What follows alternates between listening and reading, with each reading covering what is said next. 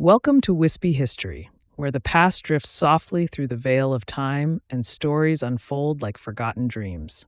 Each night, we journey together through the echoes of history, tales of empires, philosophers, inventors, and mysteries that shaped our world, one whispered story at a time. Before we begin, take a moment, breathe in, settle down, and let me know where you're listening from and what time it is there. I love knowing how far our quiet community reaches. If you'd like to keep these stories alive, you can support Wispy History by liking this video and subscribing to the channel. Now, find a comfortable spot, close your eyes, and let your mind drift as we step softly into tonight's story. Imagine a building containing every secret of the ancient world, maps of lands no one had yet discovered, medical cures we've never recovered, mathematical formulas that could have changed history, scientific discoveries made 1,000 years before their time. Now imagine someone deliberately burning it all, not by accident, not as collateral damage in war, but because the knowledge inside was too dangerous to exist. This is the story of the Library of Alexandria. Not how it was destroyed, but why. What was written on those 500,000 scrolls that made them so threatening? What truths were so powerful that they had to be erased from history? Tonight, we're going to walk through the halls of the greatest library the ancient world ever built. We're going to unroll the scrolls, read the forbidden texts, and discover what knowledge was considered too dangerous for humanity to possess. Close your eyes. Let's travel back over 2 millennia to the city of Alexandria in Egypt, where a vast collection of papyrus scrolls once held answers to questions we're still asking today. In the wake of Alexander the Great's conquests, a bold dream took root on the Egyptian coast. Alexander himself had envisioned a city where the knowledge of the world would be united, a place where East and West would meet in wisdom. He founded the city of Alexandria in 331 BC, intending it to be a shining center of culture and learning. Though Alexander did not live to see it flourish, his legacy was carried on by his general Ptolemy. Around 300 BC, under Ptolemy I Soter, and later his son Ptolemy II Philadelphus, that grand dream began to take shape. In the royal quarter of Alexandria, near the palaces and overlooking the harbor, they established a research institution called the Mouseion, a temple of the muses, dedicated to the 9 goddesses of the arts and sciences. At the heart of this institute, they created a library unlike anything the world had seen, a place aspiring to collect every book, every scroll, every piece of knowledge from every culture known. This Library of Alexandria was founded with an almost unbelievable ambition: to gather all the world's knowledge under one roof.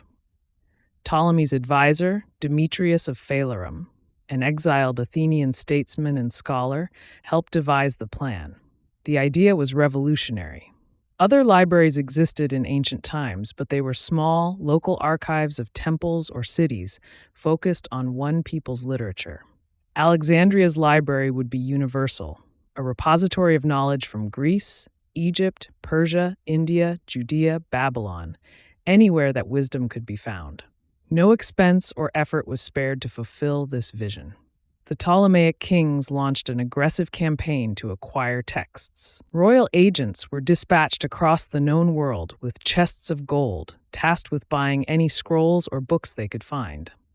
In bustling Athens and Rhodes, they scoured book markets for rare manuscripts. In temples and courts from Asia Minor to North Africa, they sought out priests and scholars, coaxing copies of ancient writings or outright taking them. The kings even resorted to more underhanded methods, a kind of knowledge imperialism. According to legend, a decree was made that any ship docking in Alexandria had to surrender its books and scrolls for copying. Imagine a merchant galley arriving from far-off lands. As it unloads spices and wine, royal librarians board the ship and carefully collect any scrolls in the cargo. They carry these treasures into the library's scriptoria, copying rooms. where skilled scribes swiftly duplicate each text by hand. The original manuscripts, often of great value, are then added to the library's collection, and the ship's captain is given the copy to take on his way. In this manner, bit by bit, the library harvested knowledge from every vessel that entered the busy port. Scrolls obtained this way were stamped or labeled as from the ships, a quiet notation that Alexandria's collection literally drew from the ends of the earth. Some stories of the library's book-hunting verge on the unbelievable. It's said that Ptolemy III once desired the official texts of the great Athenian tragedians, Aeschylus, Sophocles, and Euripides, which were safeguarded in Athens and never allowed to leave the city. Ptolemy offered the Athenians a huge sum of silver, a deposit of 15 talents, in exchange for borrowing these precious scripts to copy. 15 talents was a fortune, a king's ransom, meant to assure Athens the scrolls would be returned safely. The originals were duly sent to Alexandria. But once Ptolemy had these irreplaceable writings in hand, he couldn't bear to give them back. He had beautiful new copies made on the finest Egyptian papyrus, sent those copies back to Athens, and willingly forfeited the massive deposit, keeping the original masterpieces for the library. Through such audacious tactics, Alexandria came to possess the most authentic and ancient versions of Greek literature. In the pursuit of books, quantity was a goal, but quality too. The Ptolemies wanted the oldest, most authoritative texts. Librarians compared different versions of epics and plays to reconcile variations. In one instance, they acquired multiple versions of Homer's epics, copies from various cities like Chios, Sinope, and Massilia, to compare lines and compile the best edition of the Iliad and Odyssey. Scholars at Alexandria became early textual critics, striving to purify texts from errors, all in the service of preserving accurate knowledge. This relentless collecting paid off. At its height, the Library of Alexandria's collection swelled to an astonishing size. Ancient sources estimated that the library eventually housed anywhere from 400,000 to nearly 700,000 scrolls. Imagine a complex of grand halls and cool storerooms filled with shelf upon shelf of rolled papyrus. The collection grew so vast that when the main library eventually ran out of space, the overflow had to be housed in a secondary location, a daughter library established in the Temple of Serapis, the Serapeum. Elsewhere in the city, even outside the main building, Alexandria became saturated with books. By sheer volume, it was the greatest archive of written material in the ancient world. A visitor walking its corridors would feel as if every story ever told, every idea ever conceived, echoed softly from those walls. But the library was more than just a huge collection.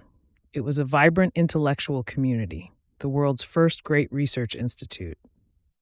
Over 100 scholars lived and worked full-time at the Mouseion, supported by the king's stipends. They were given handsome salaries, free food and lodging, and anything they needed to pursue knowledge. In return, they spent their days reading, writing, teaching, and debating within the library's precincts. In a sense, it was the first think tank or university campus, centuries before any modern university. The scholars of Alexandria came from many lands and disciplines. Poets, philosophers, doctors, mathematicians, astronomers, all mingling under the colonnades and in the gardens of the Mouseion. What was it like inside this legendary library? Contemporary descriptions are sparse, but we can imagine the atmosphere. The library likely occupied a series of connected buildings and courtyards adjacent to the royal palace. Walking in, one might pass beneath an inscription carved above the doorway or on a wall, declaring the library's sacred purpose. According to later tradition, such an inscription read, "The place of the cure of the soul." To the ancients, ignorance was a kind of sickness, and knowledge the remedy. Thus, the library presented itself as a healing place for the spirit, a sanctuary where the human mind could be nurtured and restored. Inside, A visitor would find high-ceilinged halls lined with wooden shelving for papyrus scrolls. Sunlight filtered in through clerestory windows, illuminating motes of dust in the air. The smell of papyrus and ink mixed with the salty breeze from the nearby Mediterranean.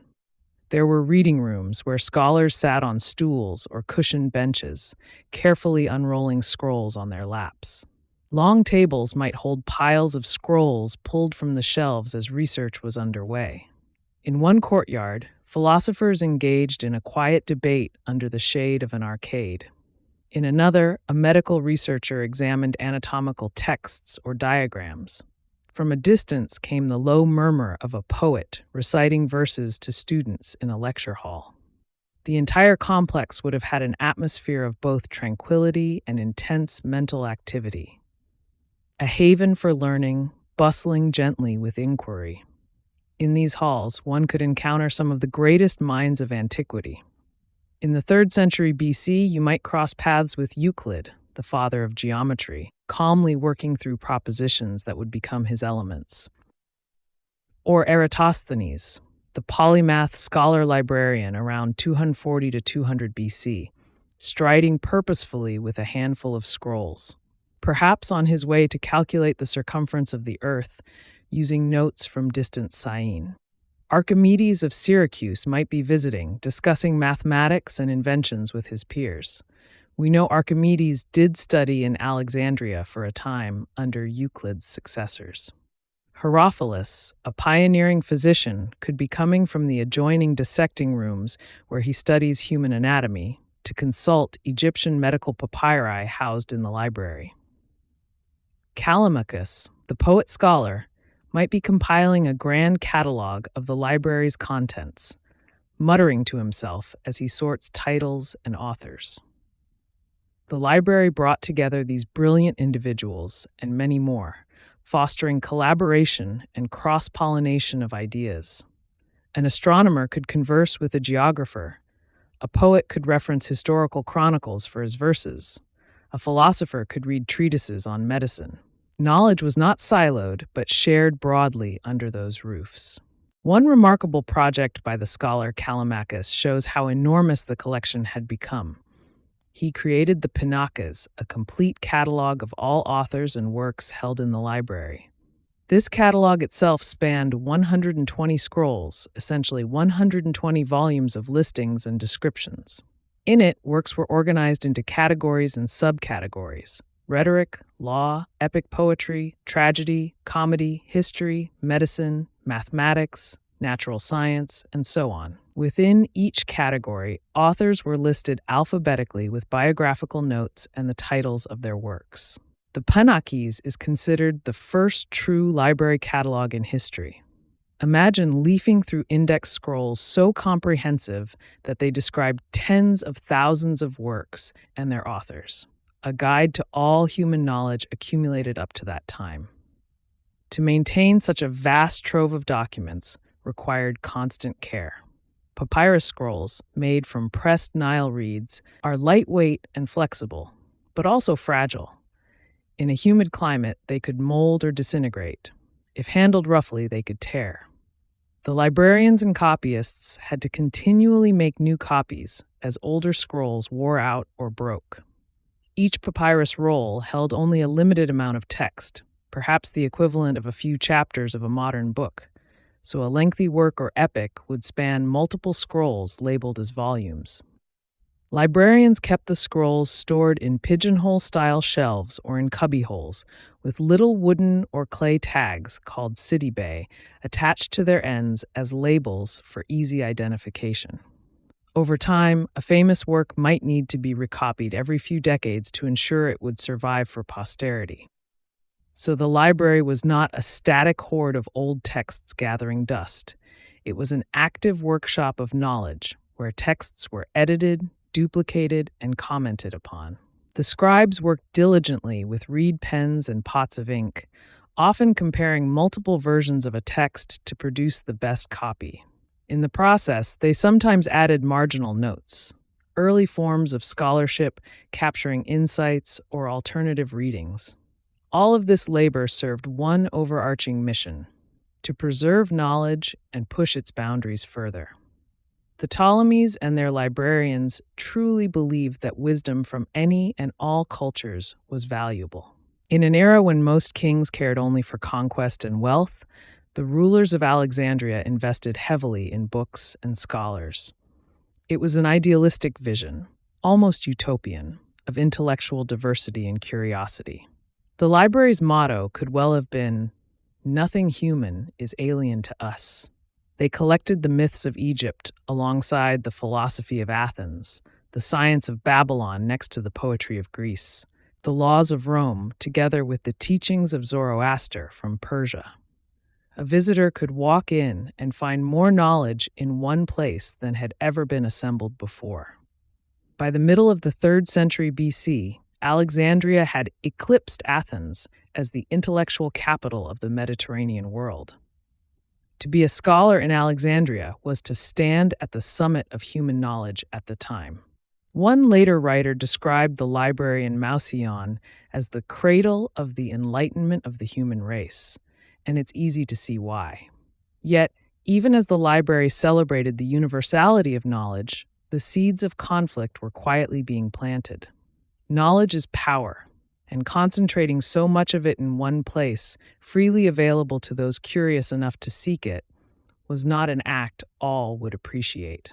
For now, in our journey, it is a time of optimism. In these early centuries, the library stands as a wonder of the world, a lighthouse of learning, rivaling Alexandria's other great beacon, the lighthouse in the harbor, that promises to illuminate every subject under the sun. Now that we have imagined the grand creation of the library, its founding vision, its aggressive gathering of wisdom, and the daily life within its halls, it is time to explore what, exactly, filled those countless scrolls.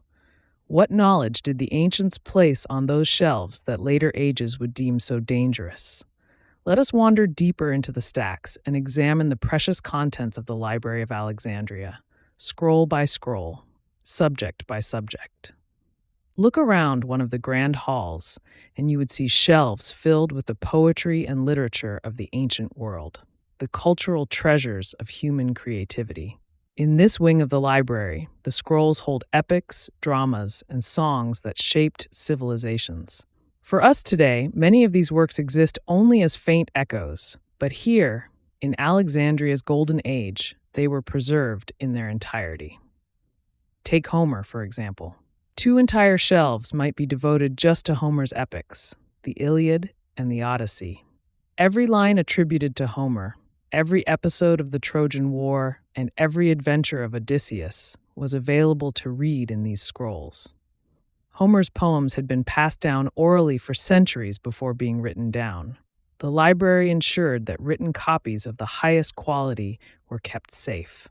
Scholars in Alexandria produced critical editions of Homer, comparing different manuscripts from various Greek cities to create the most authoritative text. When later generations in distant times read Homer, it was thanks to the preservation and standardization done here. Next to Homer, we find the works of the great Athenian playwrights. In Alexandria, all the tragedies and comedies that had ever graced the theaters of Greece were collected. Imagine unrolling a scroll to read a play by Sophocles that no one alive today has ever seen performed. Sophocles is famous to us for Oedipus Rex and a handful of other masterpieces. Just 7 of his plays survive in full. But Sophocles wrote well over 100 plays during his lifetime. In the library's heyday, you could read every last one of his dramas. The same goes for Aeschylus, the father of tragedy, who wrote perhaps 80 or 90 plays. Only 7 have come down to us. And Euripides, the third of the great tragedians. He wrote over 90 plays, of which about 18 survive today. In Alexandria, one could have spent months or years reading Euripides' entire output. Dramas filled with powerful women defying kings, explorations of the brutal cost of war, and unorthodox critiques of the gods.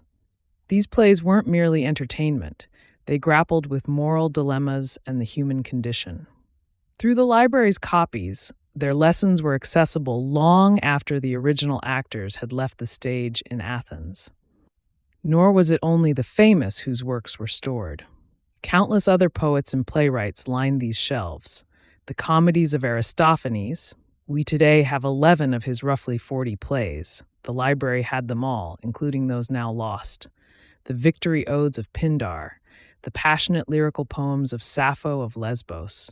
Consider Sappho, who poured her soul into songs of love and longing around 600 BC.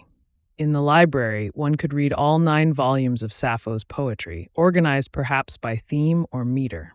How precious to see her verses intact, delicate expressions of desire, heartbreak, and beauty that later ages would deem indecent or unimportant, leading most of her work to vanish or be deliberately destroyed. At Alexandria, her voice still sang clearly from the papyrus, unabridged and unmuted. The literary scrolls of Alexandria captured entire genres that would later virtually disappear. There were ancient epics now forgotten, poems that rivaled Homer in grandeur but did not survive outside these walls. For example, there were continuations of Homer's epics. The epic cycle, which included works like the Aethiopus, telling events after the Iliad, like Achilles' death, the Little Iliad, the sack of Troy, and the Telegony, about Odysseus's later life.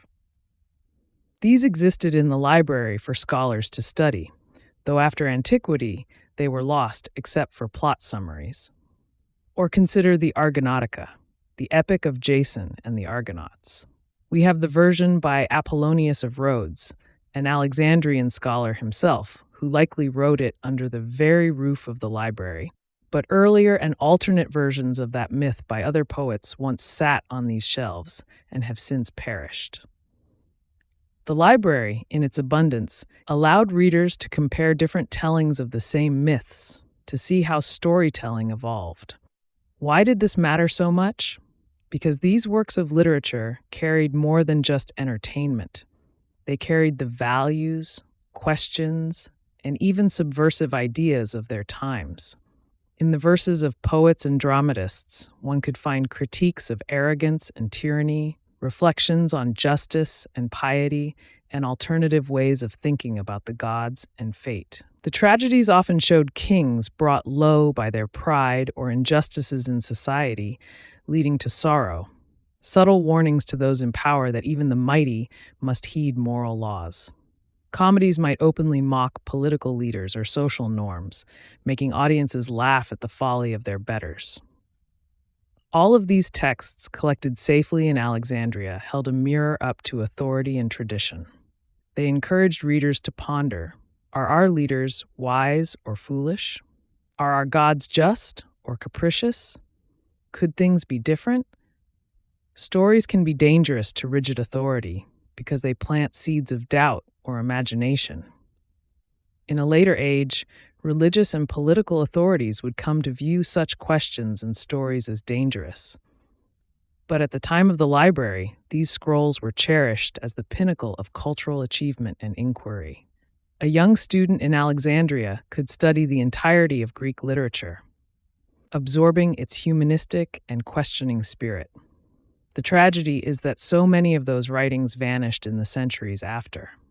But while the library stood, the full spectrum of literary thought, even the parts critical of authority, was preserved and accessible. Now let us move from literature to another aisle of the library, one filled with the scrolls of philosophy. Here reside the dangerous ideas that would truly test the limits of open-mindedness in ages to come. In the cool quiet of this section, we find the works of thinkers who asked fundamental questions about reality, morality, and the gods themselves. On these shelves are the dialogues of Plato, in which Socrates questions every assumption and pursues truth to its logical and often unsettling conclusion. Plato's complete works were here, not only the famous Republic or Symposium, which we still have today, but possibly some dialogues that did not endure into modern times. There are hints that Plato wrote additional dialogues or letters that have since been lost. If so, they likely sat in Alexandria's collection. In these dialogues, Socrates debates the nature of justice, the ideal government, the immortality of the soul, often coming into conflict with the conventional wisdom of Athens. Such discourse was preserved for study and commentary by generations of Alexandrian scholars. Nearby, we might see a set of scrolls containing the writings of Aristotle. Today, we have perhaps one-third of what Aristotle wrote. What remains are mostly his lecture notes on logic, physics, ethics, politics, and metaphysics, dense works that survived by chance copies through the ages. But Aristotle was a prolific writer who also composed elegant dialogues and essays in a more polished style that were widely read in antiquity. All those lost Aristotle works, a trove of human knowledge on topics ranging from the cosmos to comedy, were available in the library. One could pick up Aristotle's dialogue on philosophy or his playfully written dialogue Eudemus on the soul, texts that we only know by title or a few quotes because they vanished later. In Alexandria, a philosopher could study Aristotle's complete treatises on subjects like education, justice, rhetoric. Nothing was missing. And it was not only the big names like Plato and Aristotle. The library held works by the pre-Socratic philosophers, the early Greek thinkers like Heraclitus, Democritus, Pythagoras, Parmenides, and Anaxagoras, who lived before Plato and Aristotle. In later times, these figures are known to us only through fragments quoted by others. But imagine a scroll titled On Nature by Heraclitus, containing the full text of the cryptic philosopher who said, "You cannot step in the same river twice." In Alexandria, one could read all of Heraclitus's paradoxical insights firsthand, rather than the scattered one-liners we have now. Or consider Democritus, who formulated an atomic theory of matter around 400 BC. He wrote extensive works on natural philosophy, ethics, mathematics. Ancient bibliographers credit him with dozens of titles. None survive today except snippets, but the library almost certainly had Democritus's writings in full, laying out the idea that everything is made of indivisible atoms moving in the void, a concept millennia ahead of its time, and one that would later be deemed heretical by religious authorities. Much later, the Church frowned upon atomism because it was associated with atheism. One can see how ahead-of-its-time ideas can be dangerous to dogma. Likewise, Pythagoras and his school had texts on mathematics and mysticism. The Stoic philosophers like Zeno, Cleanthes, and Chrysippus had treatises on logic and ethics, and the Epicureans such as Epicurus himself and later poets like Lucretius, whose On the Nature of Things thankfully survived, had writings advocating a life of rational pleasure and freedom from superstition. Chrysippus, a Stoic from the 3rd century BC, reportedly wrote over 700 scrolls on logic, physics, and ethics, essentially building the foundations of Stoic philosophy. All of it was available here for consultation.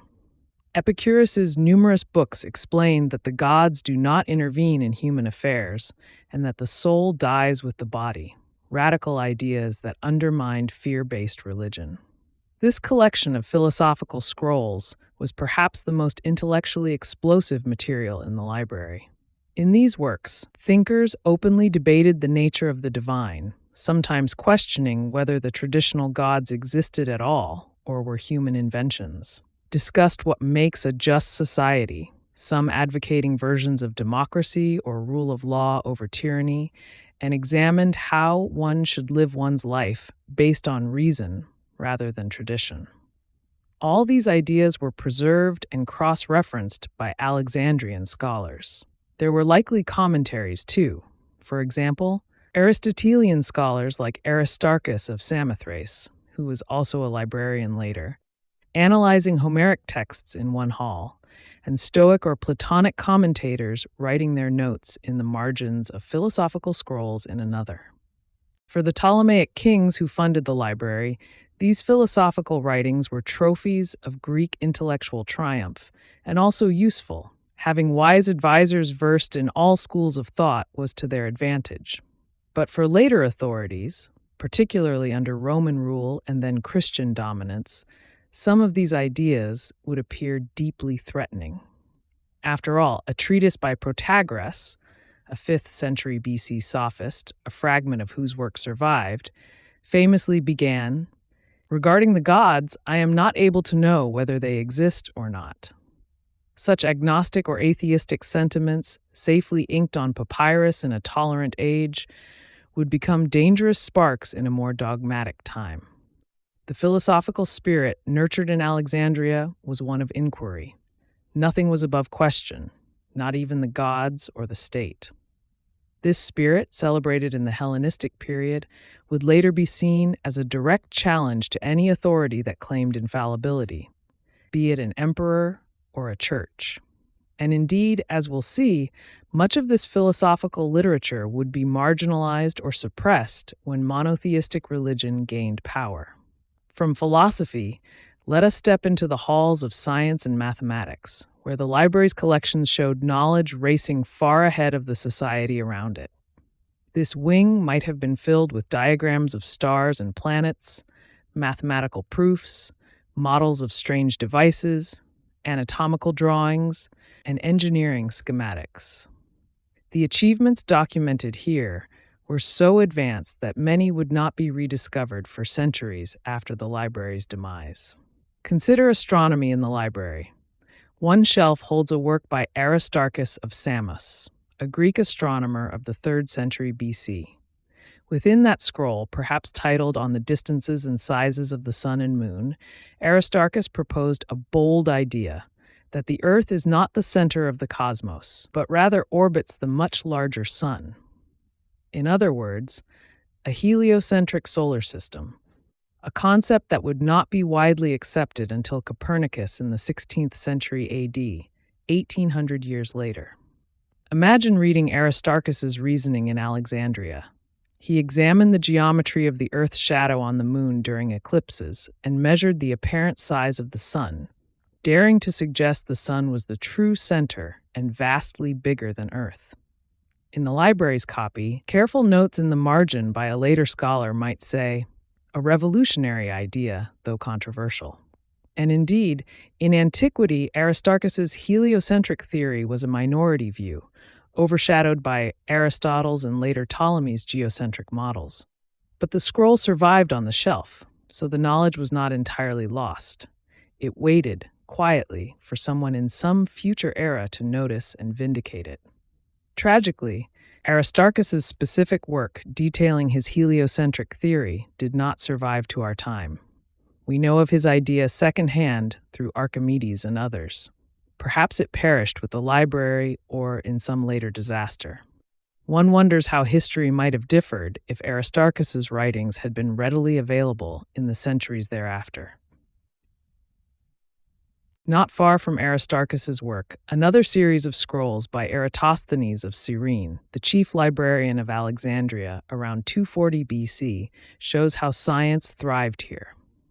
Eratosthenes was a polymath, geographer, astronomer, mathematician, poet.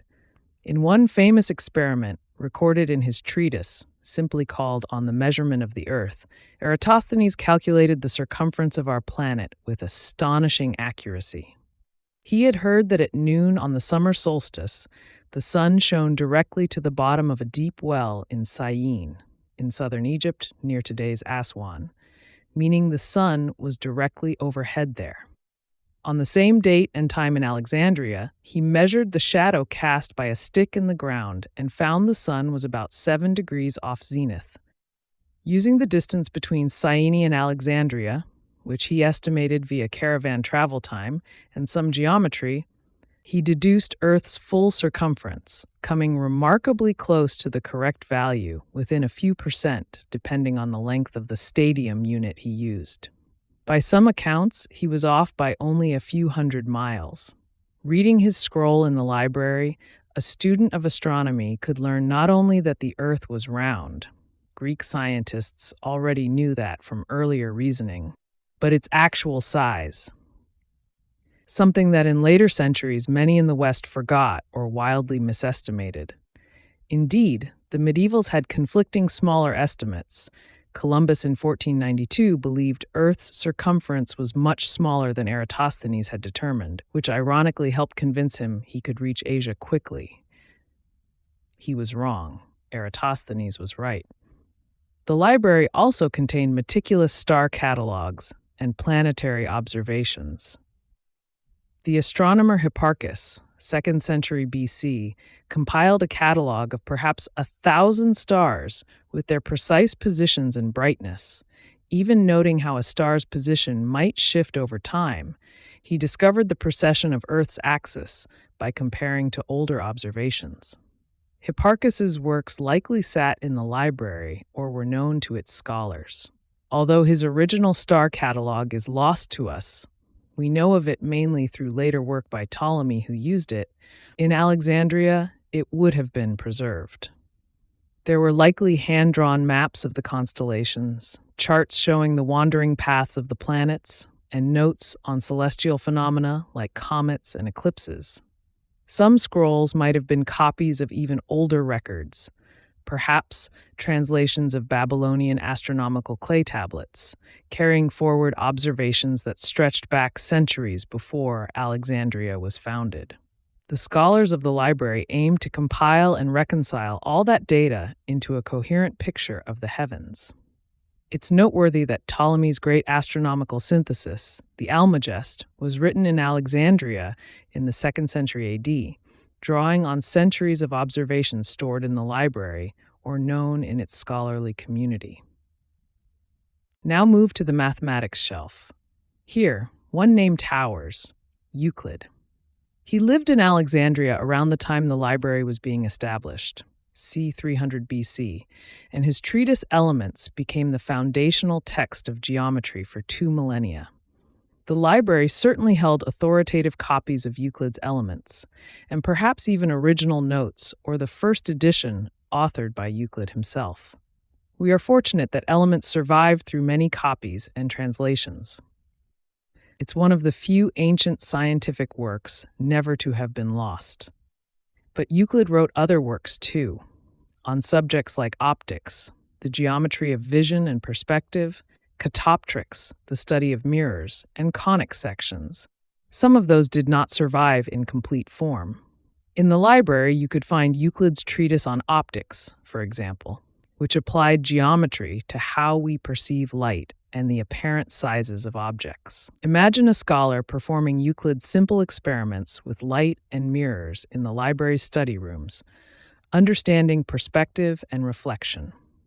These lesser-known works were all part of the great edifice of knowledge at Alexandria, even if later ages allowed some of them to disappear.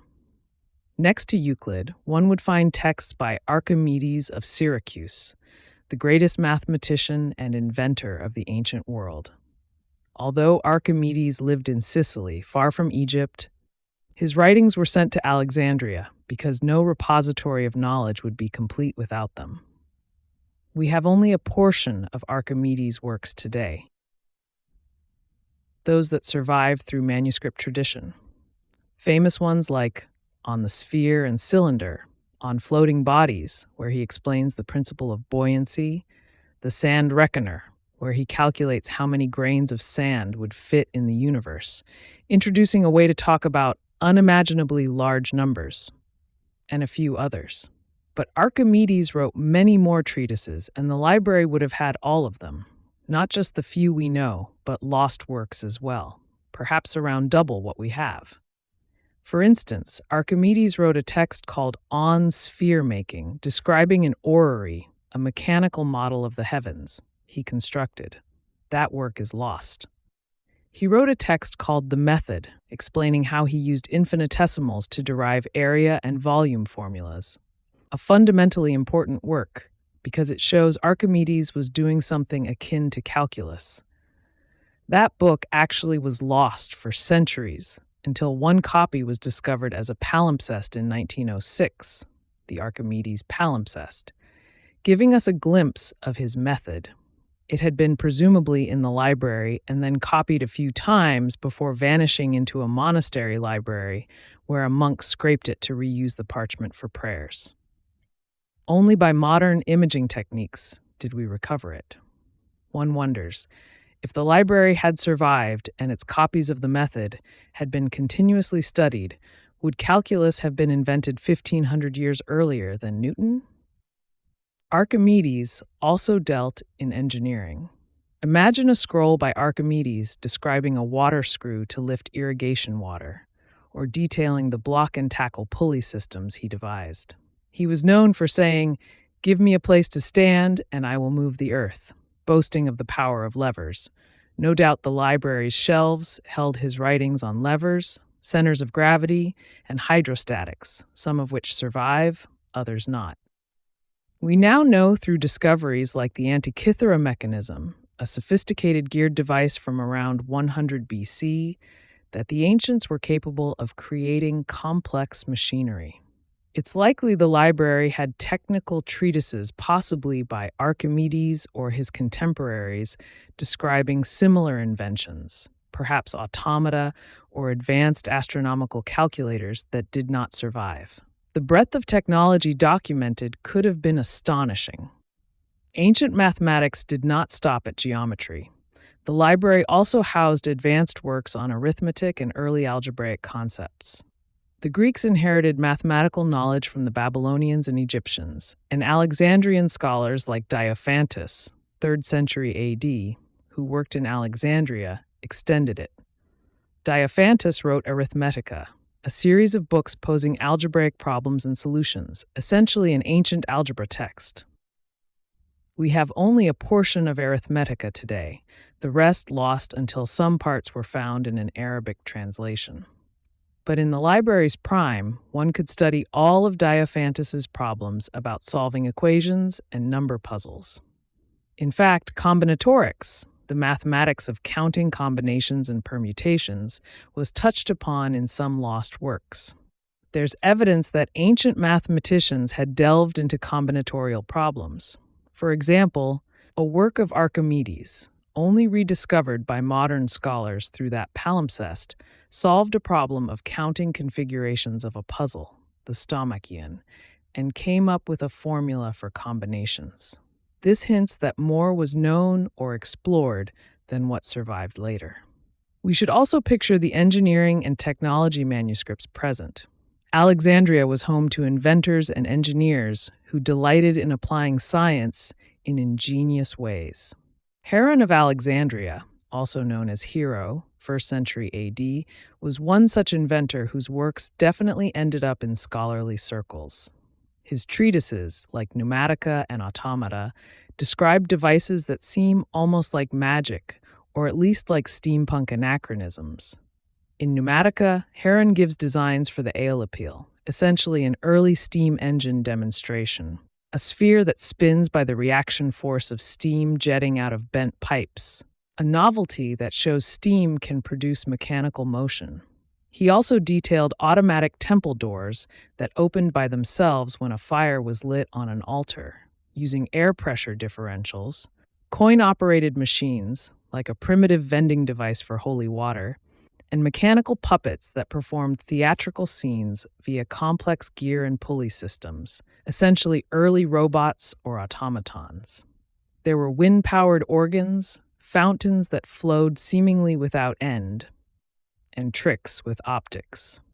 Copies of Heron's works in Greek survived partially by being carried to Constantinople and later were translated into Arabic, but only some of his writings made it through. In the library's collection, however, they would all have been accessible shortly after Heron composed them. Heron was by no means the only tech wizard. 2 centuries earlier, Ctesibius, 3rd century BC, also in Alexandria, had invented the water organ, hydraulis, improved water clocks, and developed force pumps, even a kind of spring-powered catapult. His lost treatises on pneumatics and ballistics might have been in the library. The cumulative knowledge documented in these texts hinted at technologies that, had history not taken a detour, might have led to an earlier industrial revolution. The Greco-Roman world didn't heavily adopt these labor-saving inventions. Some argue because slave labor was cheap and abundant, reducing incentive. But the knowledge was there. Imagine if some curious mind had tried scaling up Heron's steam engine or Ctesibius's pump. It could have transformed society. Those treatises sat in Alexandria, waiting. Now consider the medical knowledge stored in the library. Alexandria was a leading center of medicine in the Hellenistic world. Its scholars pushed forward anatomy and physiology in daring ways. Two physicians, Herophilus and Erasistratus, around 300 BC, worked in Alexandria and are said to have conducted human dissections and perhaps even vivisections on condemned criminals to understand the body, a practice not allowed in classical Greece. Their works would have been in the library, full of discoveries that would later be forgotten or suppressed. Herophilus identified the brain, not the heart, as the seat of intelligence. He described the nerves and noted the difference between sensory and motor nerves. He studied the pulse and even devised a water clock to measure its rhythm. He described the anatomy of the eye, the liver, the reproductive organs, giving names to many parts. The torcular hierophili, or confluence of sinuses in the skull, is named after him, as he found it. Erasistratus studied the function of the heart and vessels. He understood that the heart is a pump and correctly distinguished between arteries, carrying what he thought was air or pneuma, and veins, carrying blood, coming close to a notion of blood circulation, though not fully. Their experiments also made them suspect that nerves carried signals from the brain. All of these findings were recorded in their writings. Tragically, we know of Herophilus and Erasistratus only through references by later medical writers like Galen. Their own texts are lost. But in the library, one could pull out Herophilus's On Anatomy or Erasistratus's writings on the heart and find first-hand descriptions of human organs, complete with perhaps diagrams. It must have been astounding, and perhaps unsettling to some contemporaries, for readers to learn how the body truly functioned as gleaned from actual observation and dissection, a knowledge that would later be largely lost for over a millennium due to cultural taboos against dissection. The library also kept older medical texts, the Egyptian medical papyri, which contained hundreds of remedies, surgical treatments, and spells from pharaonic times. Ptolemy's dynasty encouraged Egyptian priests and scholars to translate and share their ancient wisdom. Thus, works like the Eber's Papyrus, a compendium of herbal knowledge and magical healing spells from 1500 BC, might have been translated into Greek and studied alongside the Greek writings. The Egyptians had extensive practical knowledge, setting bones, treating wounds with honey and resins, effective antiseptics, performing simple surgeries like cyst removals, and that could cross-pollinate with Greek rational medicine in Alexandria. Of course, the Greek Hippocratic corpus, collected medical works attributed to Hippocrates and his school, 5th-4th century BC, was available in full. Dozens of treatises on diseases, prognostics, surgery, like how to treat fractures and dislocations, women's health, and dietetics were at a physician's fingertips. These provided case studies and systematic observations about illness.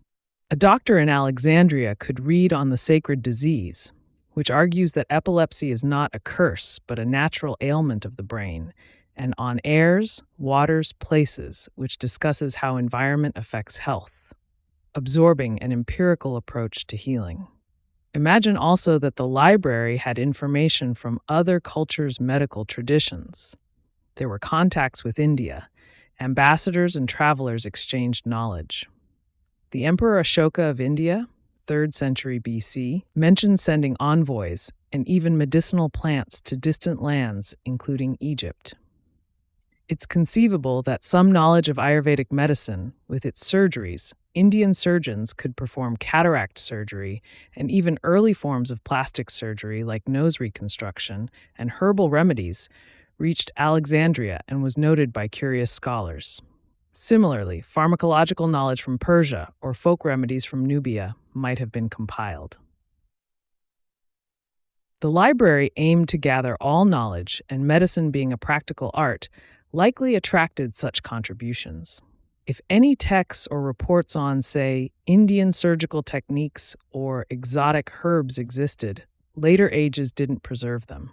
But in the library's time, a truly inquisitive medical student could compare Greek, Egyptian, and possibly foreign approaches. Within those medical and scientific scrolls lay treatments and insights that, after the library's fall, sometimes disappeared for centuries. Perhaps there were even effective remedies for diseases that were lost, or surgical techniques that had to be reinvented much later. The scholars in Alexandria were, for example, aware that some diseases were contagious. Thucydides, whose work would have been there, observed immunity in survivors of the plague of Athens. They wrote about diet, exercise, and mental health. Hippocratic texts discuss melancholia and phobias in rational terms. Much of this early, progressive understanding did not transmit fully to later medieval practitioners, who leaned more on religious explanations. The knowledge in those scrolls could have saved lives or alleviated suffering in the interim had it been continuously available. So, walking through the library's science and medicine section, one would feel a sense of being far ahead of one's time. A Roman visitor in 50 BC, or a scholar in AD 200, could read that the Earth is a sphere of a calculable size, that it might even revolve around the sun. They could see demonstrations of steam power and pneumatics.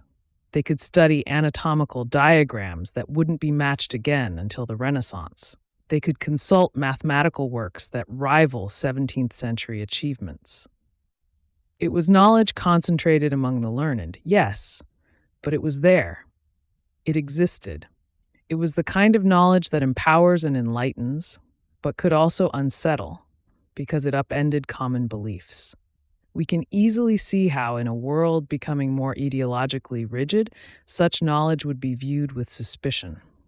The next part of our journey will indeed examine that turn, how the very wealth of knowledge we've been marveling at made the library a target when forces of authority and orthodoxy rose. For now, though, in our story, it is still the era of the library's fullness. We have seen the literature, philosophy, science, history, and culture that filled its shelves. This was more than just a building of books. It was a repository of competing truths, alternative realities, and dangerous questions. In a world where power would soon come to depend on controlling what people believed, the Library of Alexandria was a ticking time bomb of knowledge. Knowledge is a double-edged sword. It empowers those who wield it, but it also threatens those who want to rule unchallenged. As long as the library's trove of knowledge served the relatively secure and curious Ptolemaic kings, it was safe. But inevitably, new powers arose who did not share the Ptolemies' reverence for learning. Powers who saw in that mass of scrolls a danger to their authority, their ideology, or their economic control. In this chapter of our journey, the peaceful halls of the library darken with the shadows of politics, religion, and conquest. The question becomes, who would dare snuff out the light of Alexandria, and why? Our story of destruction begins almost by accident, in the chaos of war, rather than in a targeted attack on knowledge. Picture Alexandria in 48 BC. The city is a powder keg of political intrigue. The Roman general Julius Caesar has become embroiled in an Egyptian civil war between the young pharaoh Ptolemy XIII and his co-ruler and sister, Cleopatra VII. Caesar, pursuing his defeated rival Pompey, had landed in Alexandria and soon found himself backing Cleopatra's claim to the throne in a deadly dynastic struggle. The streets turned into battle zones as Caesar's outnumbered Roman forces were besieged by Ptolemy's army and angry Alexandrian mobs. In the thick of this Alexandrian war, Caesar made a desperate tactical move. His troops were cornered near the royal harbor and the great harbor of Alexandria. To create a defensive barrier and destroy the Egyptian fleet that threatened him, Caesar ordered fire ships to be set adrift among Ptolemy's ships anchored in the harbor. The Roman flames spread uncontrollably. Ancient accounts tell us that the fire leapt from the docks to the arsenals and then to the great warehouses by the sea. Soon, a portion of the city itself was ablaze. We can imagine citizens and scholars alike watching in horror as the conflagration spreads toward the waterfront. Plutarch, writing a century later, says that the fire consumed not only the Egyptian fleet but also some storehouses of grain and books. In other words, warehouses that contained valuable goods, including a quantity of books. Other sources, like the Roman historian Seneca, mention that 40,000 scrolls were burned in this fire. It's unclear whether these were part of the main library collection, or an annex, or storage for copies and spare scrolls near the harbor. Some scholars think these might have been scrolls waiting to be shipped out, or copies kept in depots. Perhaps even the books from the ships that had been confiscated were stored by the port. The ancient geographer Strabo noted that there was a warehouse by the harbor called the Warehouse of the Books, which might have been used by the library for overflow or duplicate copies. Regardless of the specifics, it's certain that Julius Caesar's military actions caused the first great known loss to the library's holdings. By morning, tens of thousands of papyrus scrolls had turned to smoke and ash. Perhaps these included works of drama or history, or duplicates of treatises. We don't know exactly which titles perished. Some scholars think the main library building, located in the Brucheion, the royal quarter, was probably untouched by the fire, which was more in the dock area. But even a partial loss of 40,000 scrolls, roughly a tenth of the library by some estimates, was a huge cultural blow. It's likely that the destruction of knowledge in this event was collateral damage, not a deliberate attempt by Caesar to wipe out the library. Julius Caesar was known to be cultured and well-read. He had no particular quarrel with books, and in fact lamented when other cultural treasures were destroyed in war. In this case, his priority was survival and victory in a very precarious situation. The fire was set as a tactic of war, not a war on knowledge. However, some ancient commentators, and many later romantics, wondered if there was a hint of strategic convenience in eliminating Egyptian royal archives and records that might paint Rome in a bad light. It's a speculative fringe, the idea that Caesar might not have minded if, say, Egyptian historical annals showing Roman aggression were lost. We'll never know his mind on that. Officially, it was an unintended catastrophe. What we do see is that Caesar's burning of the ships illustrated how vulnerable the library's treasures were to the indiscriminate destruction of war. One moment, Alexandria is the repository of the world's literature. The next, a portion of that heritage is blowing away as charred flakes over the Mediterranean. It took mere hours to undo what generations had gathered. After the war, efforts were made to mitigate the damage.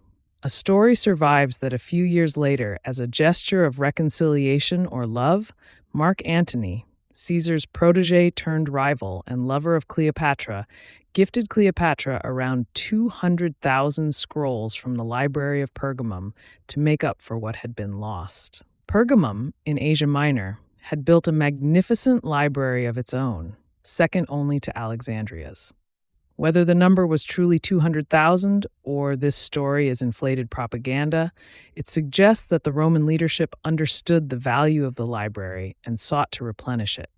In 33 BC, Antony supposedly seized the entire collection of Pergamum and sent it to Alexandria.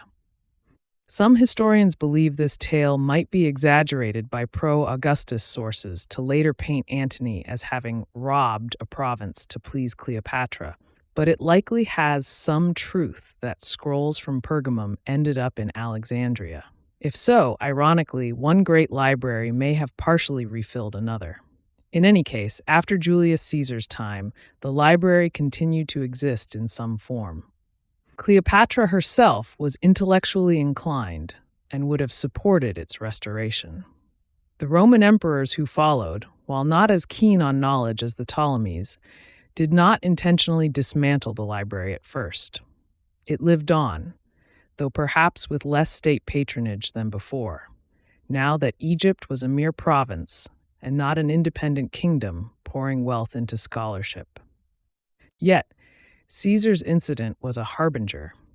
It showed that the library could be harmed as collateral in power struggles.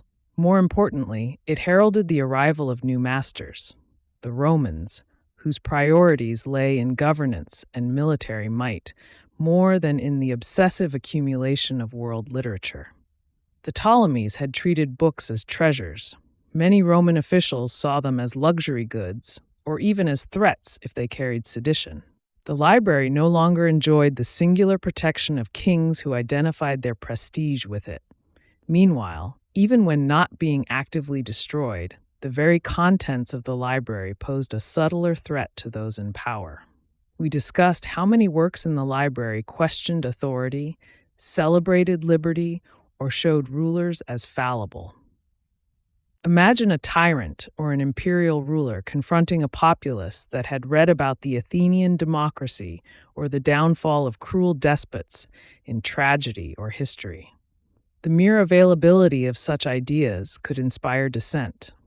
The Ptolemies themselves tolerated a lot in their library, perhaps because as Hellenistic monarchs, they felt secure enough or enlightened enough to let ideas flow. But as the Roman period progressed, and especially when Christianity became dominant, tolerance for dissenting philosophy or alternative worldviews waned. Texts that promoted republican governance, like some of Aristotle's political works or the histories of the Roman Republic by Livy or others, were not exactly banned in the Roman Empire, but they weren't celebrated either. Emperors preferred material that supported hierarchy and divine order.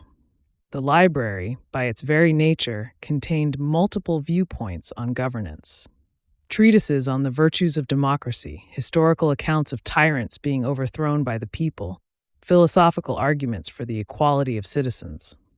To an autocrat, those scrolls were, in a sense, gunpowder kegs sitting quietly on shelves. Moreover, the library's historical records offered alternative narratives to official propaganda. For example, Egyptian chronicles likely did not view Alexander or Rome as purely noble conquerors. They might show the pain of subjugation or cast the pharaohs, native or Greek, as more legitimate. Carthaginian or Persian accounts, if any were present or had been translated, would challenge the Roman Greek victors' version of events. While these might have been esoteric to common folk, who generally couldn't read and definitely couldn't read foreign languages, the very scholars who could read them might become voices against Roman triumphalism, or later, Christian exclusivity. One could argue that so long as such scrolls remained mostly in Greek and read by a small educated class, the risk was contained. But knowledge has a way of seeping out. Alexandrian scholars taught students who went abroad. Summaries of ideas made their way into speeches or pamphlets. The very international nature of the library's collection, having works in Egyptian, Chaldean, Hebrew, etc., often translated into Greek, meant that knowledge could cross linguistic boundaries and spread. A rebellious philosopher could, for instance, allude to an anti-tyrant story from Persian lore found in the library, inspiring local listeners. We know that even in the Roman era, certain works were seen as dangerous. For example, the love poetry of Ovid got him exiled. Augustus banished him, perhaps not just for the poetry, but the poetry didn't help as it mocked traditional morality. Certain astrological texts were banned at times because astrology could predict the death of emperors or foment political speculation. Emperors like Augustus and Tiberius actually expelled astrologers and other magicians on occasion and burnt their books, seeing them as threats to stability. Prophecies could cause unrest. The library had many astrological works. Would those be spared if an emperor ordered an astrological purge? Possibly not, though maybe librarians tucked them away. While outright censorship in the Roman period was sporadic and limited, compared to what came later with religious censorship, we can see the growing tension. The atmosphere of control increased. The Romans, unlike the Ptolemies, didn't pour resources into expanding the library. They had other priorities. Over time, the library likely suffered neglect, scrolls not recopied as frequently, acquisitions slowing. Roman patronage of Alexandrian scholarship waned, especially after the Severan dynasty in the 3rd century AD, as the empire faced crises. And then came religion, the true fulcrum on which the library's fate would pivot. By the 4th century AD, the Roman Empire was undergoing a profound transformation, the rise of Christianity from persecuted sect to state religion. Alexandria, always a hotbed of religious ferment, with its huge Jewish population, numerous pagan temples, and now a growing Christian community, became an early battleground in the culture wars of antiquity. To devout Christian leaders of that time, the magnificent library must have seemed like a repository of pagan falsehoods and dangerous pluralism. By the late 300s AD, Christianity under Emperor Theodosius I had been declared the only legitimate religion of the Roman Empire, and pagan practices were being actively suppressed. Think of what the library contained from a Christian perspective circa 390 AD. Thousands of texts about pagan gods, pagan philosophies, astrological and magical papyri, treatises that questioned the one creator or posited an eternal universe with no need for the Christian God. It housed the mythologies of Greece and Egypt side by side with the Hebrew scriptures and Zoroastrian cosmogonies, and possibly Hindu or Buddhist ideas, a cornucopia of contradictory views. Christianity, on the other hand, preached one God, one truth, one holy scripture. For the zealous among the church leaders, the library's multiplicity of truths was an affront and a threat. It was like a massive collection of heresy just sitting there in the heart of a now Christian city. We see this conflict come to a head dramatically in 391 AD. That year, Emperor Theodosius I issued a decree that all pagan temples in the empire be closed and their assets seized or destroyed. In Alexandria, one of the most famous pagan temples was the Serapeum, the Temple of Serapis, which, as we noted, also housed the daughter library, a collection of books that had been stored there either when the main library ran out of space or as a satellite.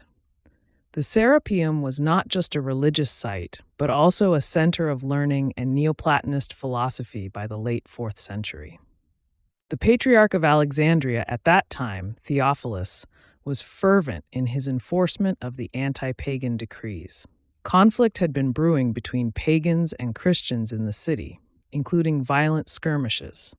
The Serapeum became a flashpoint. In 391, incited by Theophilus' zeal and imperial support, a Christian mob, possibly aided by Roman soldiers, stormed the Serapeum. What followed was essentially the sack of a temple. They tore down the statue of Serapis, a colossal idol, and there's an often cited account of how they dragged it through the streets and destroyed it to triumphant shouts. They smashed altars and icons. The Serapeum was partly demolished or converted into a church. Accounts vary on whether it was immediately razed or just defiled and later repurposed. And crucially, any scrolls kept in its attached library would have been destroyed or dispersed at this time.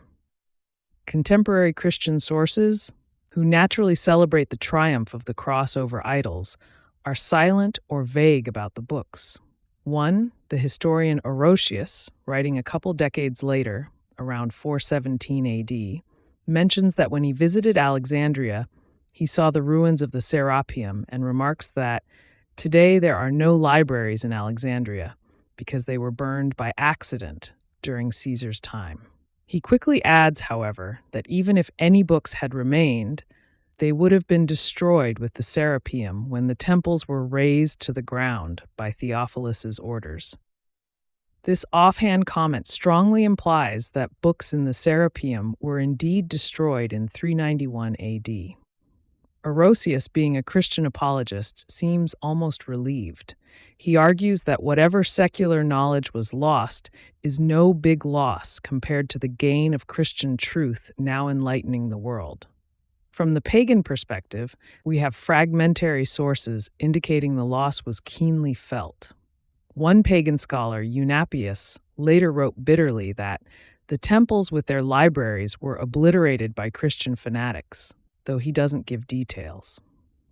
Picture the scene: the Serapeum's beautiful halls, perhaps including reading rooms and colonnades where scholars once discussed Plato, overrun by zealots who see the scrolls as fuel for impious pagan knowledge. It is quite plausible that books were piled up and burned as demonic works. The justification would have been clear to them. These texts contradicted scripture, taught polytheism, magic, or worldly wisdom that competes with the gospel. They might have shouted verses about destroying idols and all their traces.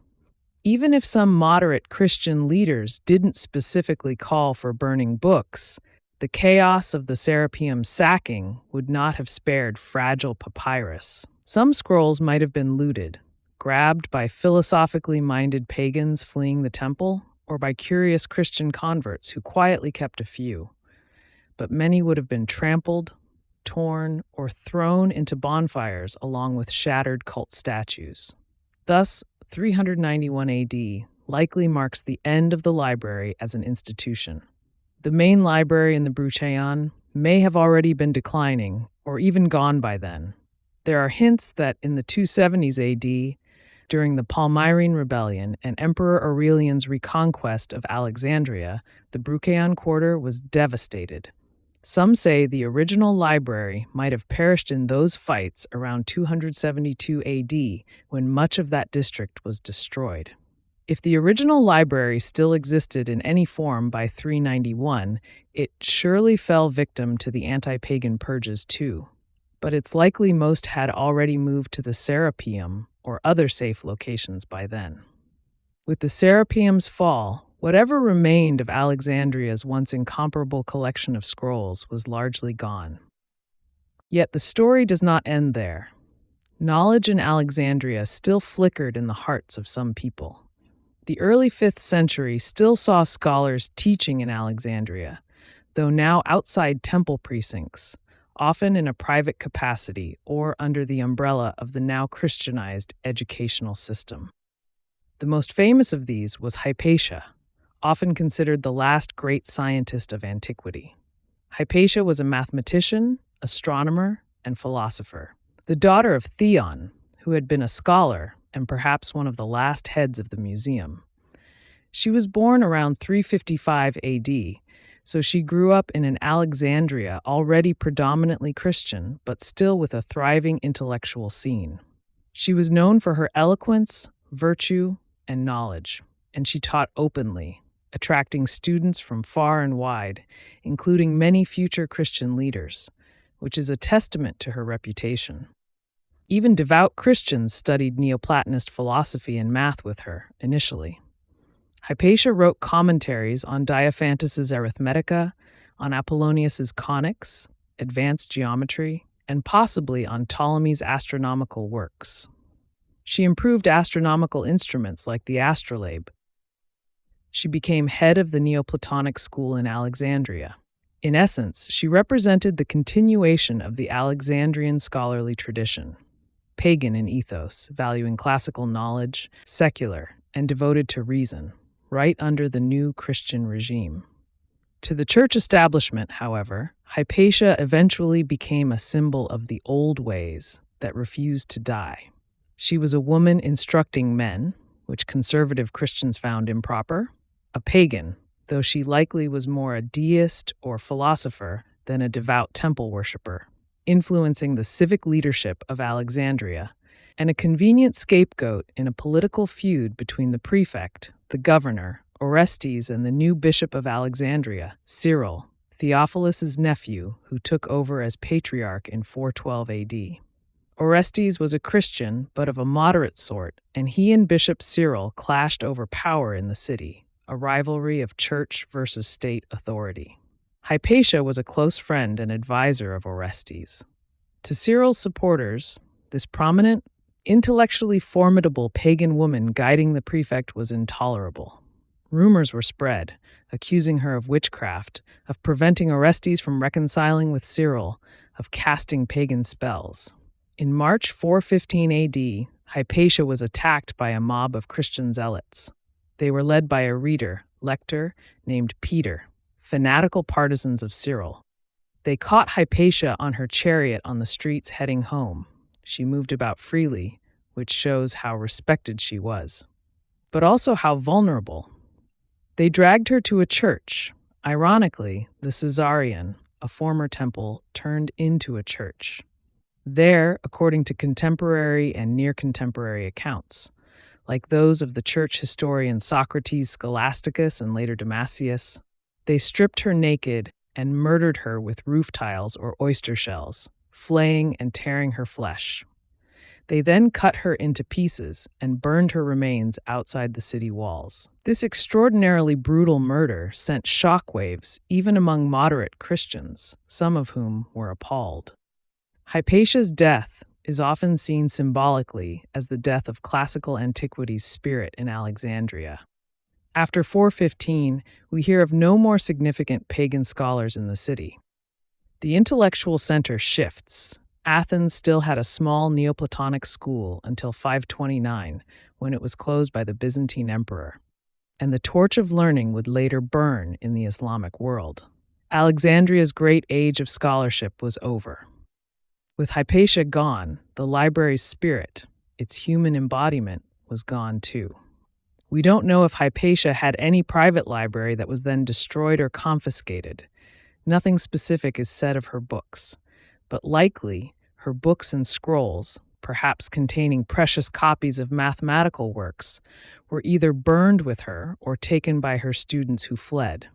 The library as an institution was already defunct by then, but Hypatia's school was the last remnant of its intellectual legacy, and that was violently snuffed out.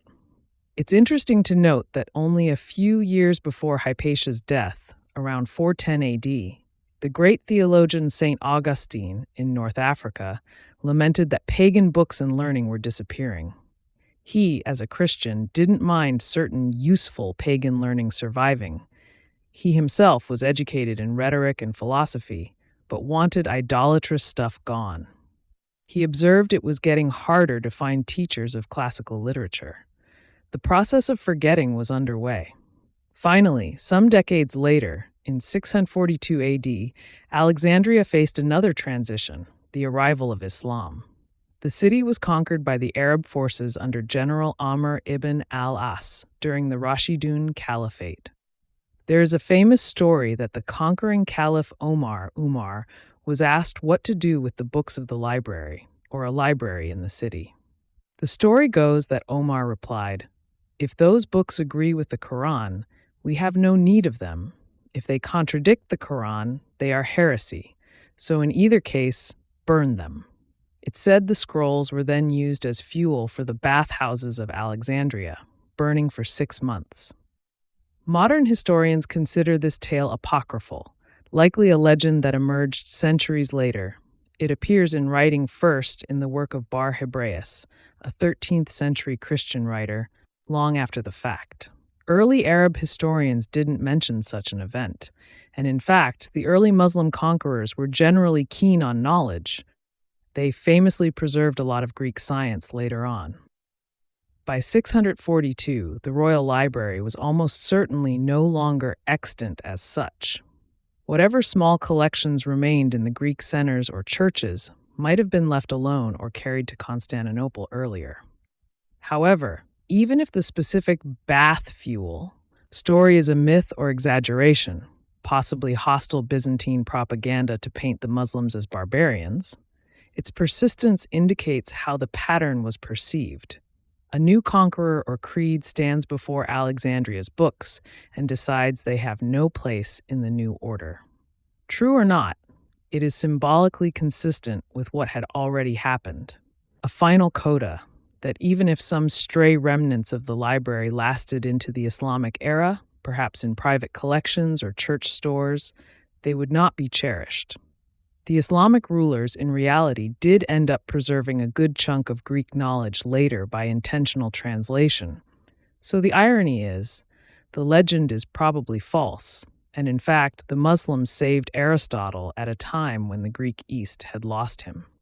But by then, Alexandria's unique collection was long gone anyway.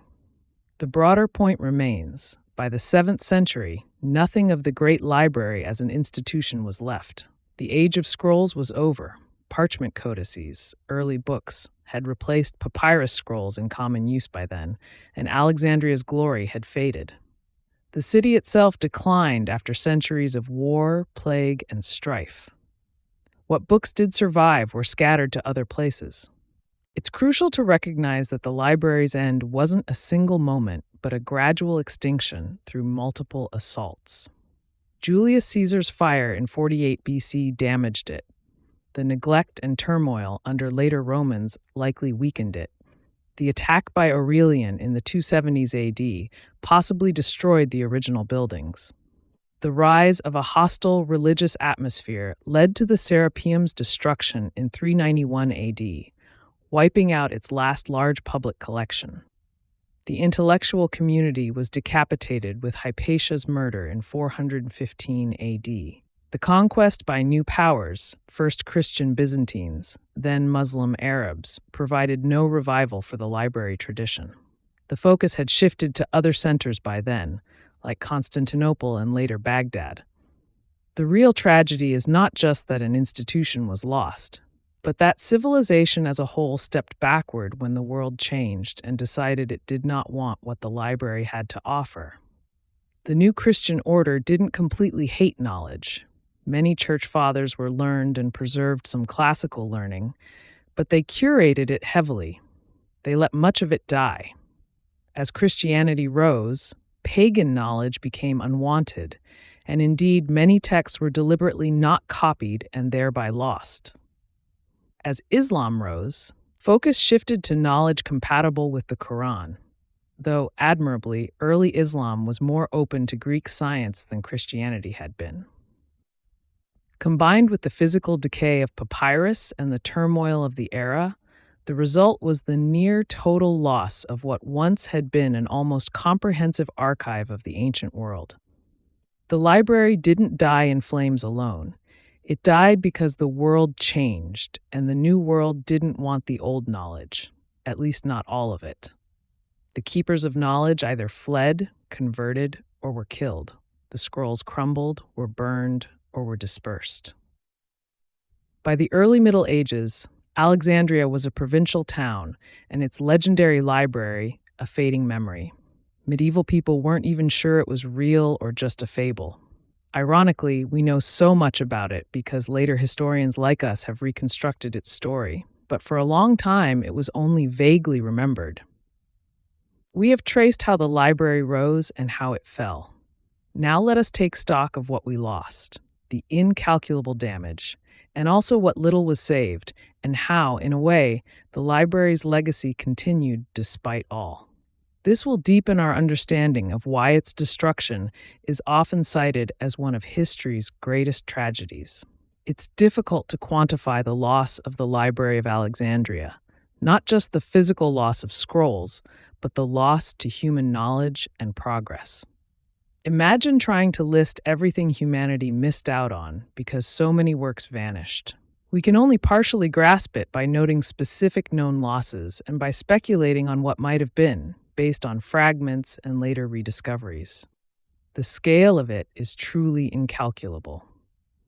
Lost literature and drama. Let's start with literature, the poems, plays, and stories that once filled the library's shelves.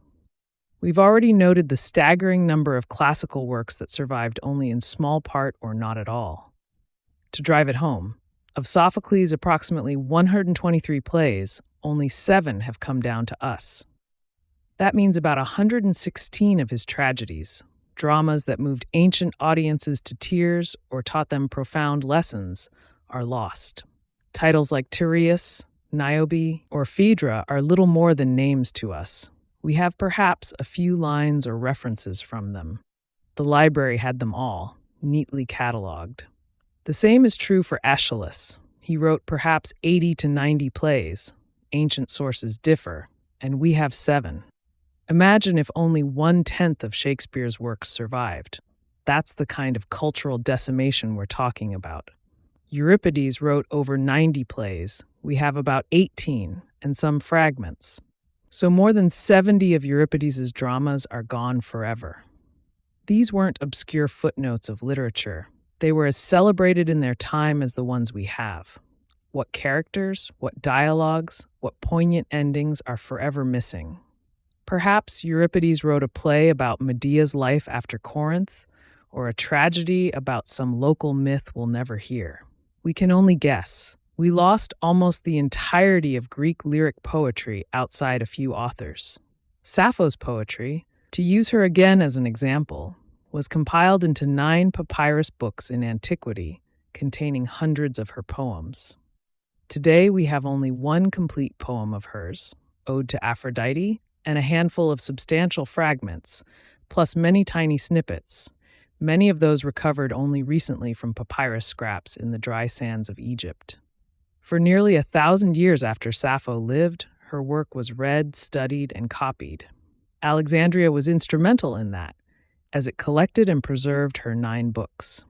But after the library's demise and the shift in cultural values, churchmen in the Dark Ages found her poetry morally troubling due to its open expressions of female sexuality and love between women, and they let it die out. Her verses were largely lost. A later Byzantine encyclopedia even comments that Sappho's poetry was not copied due to its subject matter. The result? A unique female poetic voice from antiquity was nearly silenced, surviving only in quotations by other authors and a few papyrus remnants. It wasn't until the late 19th and 20th centuries that archaeologists dug up papyri with pieces of Sappho's poems, giving back a bit of what had been lost. If the library had survived or her works had been continuously kept, we would have the full breadth of her genius, not just glimpses. And it's not just Sappho. There were 9 canonical lyric poets in Greek tradition, including Pindar, Bacchylides, Anacreon, Alcaeus, etc., except for Pindar's odes, which survive almost complete, and a few bits of others. Most of their work is lost. The library, which cherished these poets, had their collected works. For example, Alcaeus, who like Sappho was from Lesbos, wrote soulful poetry, now nearly all lost except for a few lines. Anacreon wrote drinking songs and love songs. We have some. But an entire collection existed in antiquity, some of which might have been in Alexandria. Bacchylides, whose victory odes and dithyrambs were prized, survived only because one papyrus turned up in a tomb in the 20th century. Before that, he was thought lost, except for quotes. But Alexandria had Bacchylides' work, and many others. We also lost much of Greek comedy. The library had complete sets of the works of comic playwrights like Aristophanes and Menander, and many lesser-known comic poets. Aristophanes wrote at least 40 plays. 11 survive in entirety. Menander, the master of Athenian New Comedy, wrote 100+ plays. Until the 20th century, none were known except via Roman adaptations and fragments. Then papyri were found with several of Menander's plays partially intact, like Discalus. But the majority of Menander's comedies are still lost. These were the prototypes of later European comedy. Imagine reading them in full. They died out in the Middle Ages. Christian authorities found comedy frivolous or obscene. The library would have been the one place where early on all of Menander could be accessed. When that single copy in a monastery wore away, that was it until archaeology accidentally retrieved a piece. Even prose literature, great historians, novelists, and orators, whose works only survived in part. The library stored comprehensive histories of places and peoples that we now have only secondhand. For instance, The History of the World by Diodorus Siculus, 1st century BC, and The Geography by Strabo, also 1st century BC. These survived, but they mention relying on countless earlier sources that are gone. The library had those earlier sources. Historical works that were lost include entire perspectives. Consider Manetho's History of Egypt. Manetho was an Egyptian priest in the 3rd century BC who compiled in Greek a history of Egypt from its own records for Ptolemy II. This was in the library. Today, we know Manetho only through fragments and references. His king list became the backbone of modern Egyptian chronology. He listed dynasties of pharaohs. But his full text, which likely contained rich narratives of pharaohs and events, perhaps Egyptian versions of the Exodus story or other intersections with biblical tales, is lost. If we had Manetho complete, we might have a clearer picture of pharaonic history and myth as Egyptians told it. Likewise, Berossus's History of Babylonia, c. 3rd century BC. He was a Babylonian priest who wrote in Greek for Antiochus I, describing Mesopotamian history and mythology, including a creation myth and flood tale paralleling the biblical ones. The library had Berossus, but his text survived only in a few quotes by later writers like Josephus and Eusebius. The full work is gone. It likely had translations of Babylonian cuneiform records, which would have spared modern scholars a lot of guesswork if it existed now. Carthaginian history is largely gone because the Romans destroyed Carthage in 146 BC, and with it, presumably, Punic literature. The library might not have had many Punic texts, but possibly Carthaginian works in Greek or Latin translation, like the agricultural treatise of Mago, which the Romans took and translated to Latin. There was a wealth of Punic knowledge, like maritime exploration reports, Hanno's voyage down the African coast, Himilco's voyage to the North Atlantic, that only survive as short summaries or not at all. If any detailed Punic records or maps were in the library, those vanished along with Carthage's fall and later neglect. Roman literature too suffered major losses later, though much survived. Livy's monumental History of Rome, 142 books, only 35 exist now. It's not that the library's destruction caused that. Livy wrote after the library's prime, and copies existed in Rome, but it shows how knowledge can vanish if not continuously copied. One wonders, had the library's spirit persisted, would more Roman literature have been preserved? Possibly. The Byzantines didn't care for Roman Latin works. Many Latin texts survived only in Western monasteries, and some not at all. An Eastern repository, like a hypothetical continuing library, might have translated or kept Latin works too. We know the library did collect some Latin literature as Latin emerged. By the Roman imperial period, it likely had Latin as well as Greek works.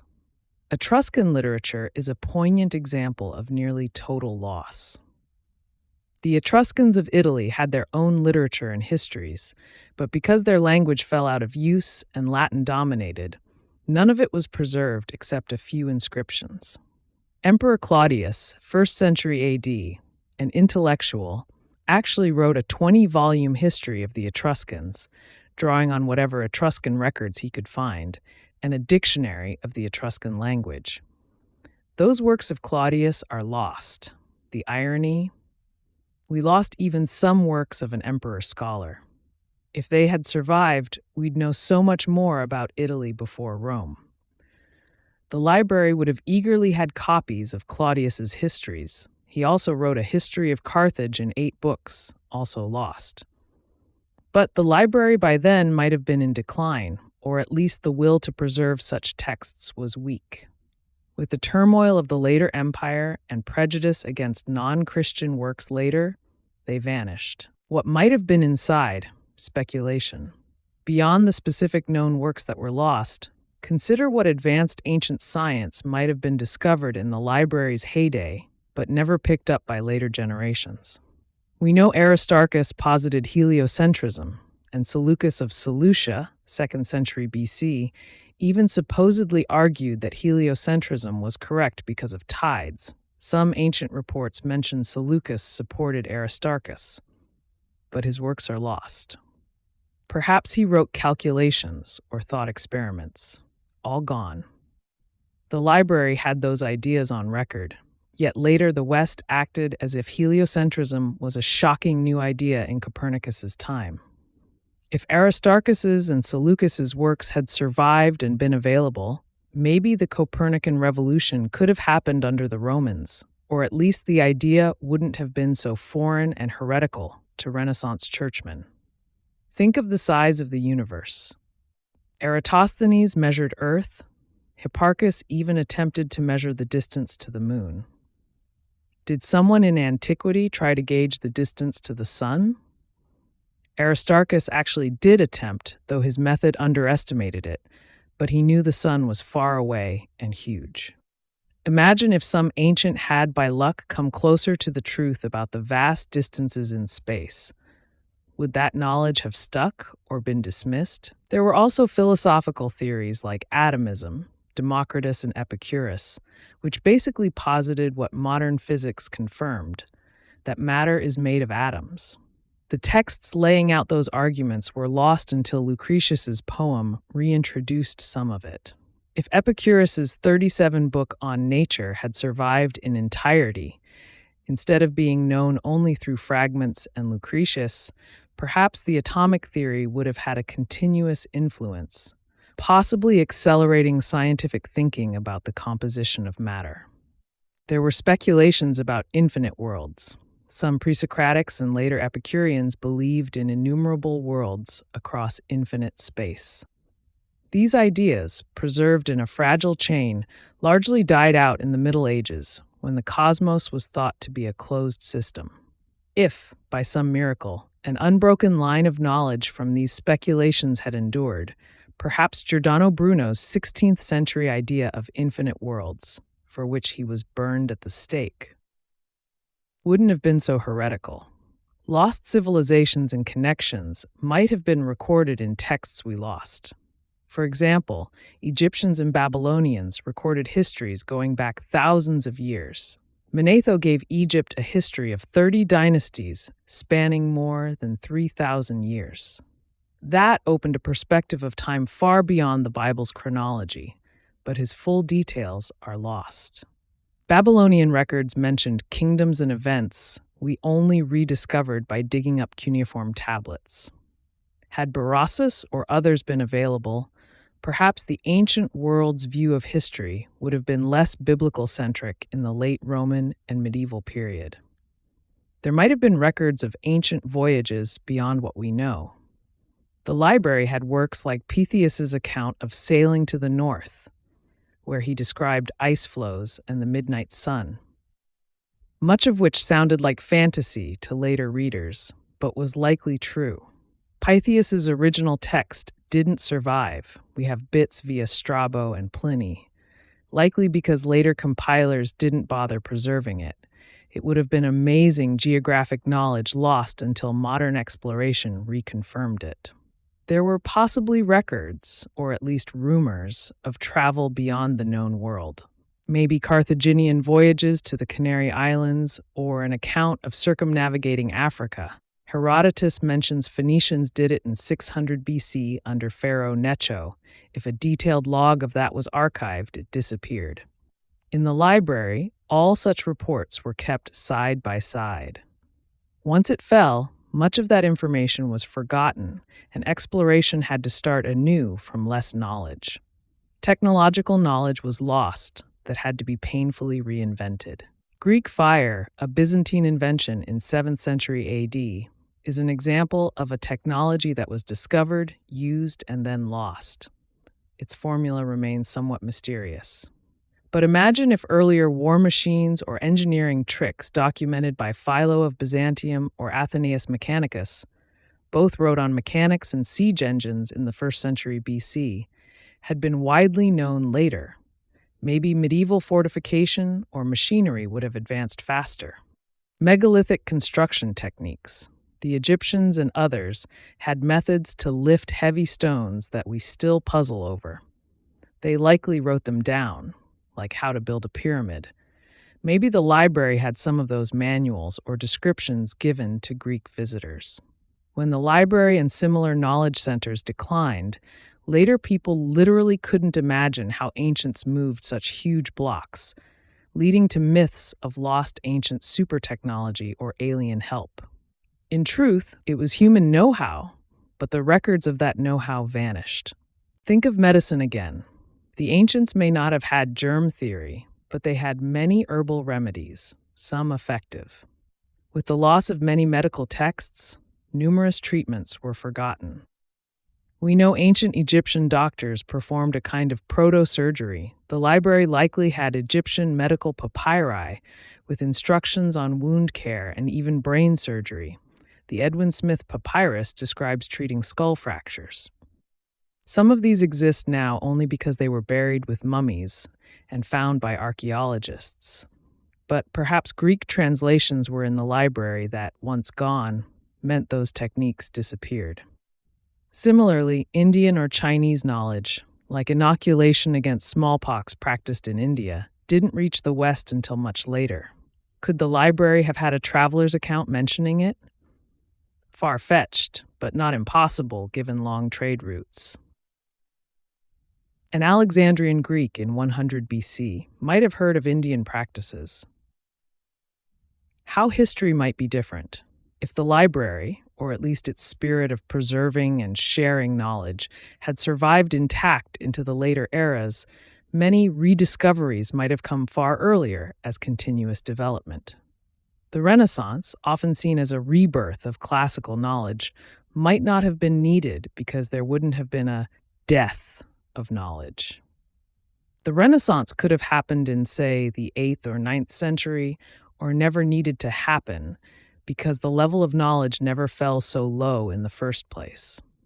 The Dark Ages in Europe, roughly 5th to 10th centuries, are sometimes exaggerated, but in terms of scientific and technical knowledge, there was indeed a great decline from the Roman peak. If Alexandria's knowledge had been preserved and shared broadly, perhaps the Dark Ages wouldn't have been so dark. Medieval monks spent centuries laboriously copying whatever scraps they could find of Latin and Greek texts. What if they had possessed the entire Alexandrian corpus? Imagine medieval scholars in AD 800 reading Archimedes, Hero, Euclid, Galen, Plato, and so on in Greek originals, or good translations, rather than just Aristotle and a bit of Plato and some Latin summaries. The trajectory of science could have accelerated. Perhaps we'd have seen a scientific revolution around 1000 AD instead of 1600 AD. Would heliocentrism have been accepted without persecution if Aristarchus's idea had been known? Hard to say. The church was pretty doctrinal.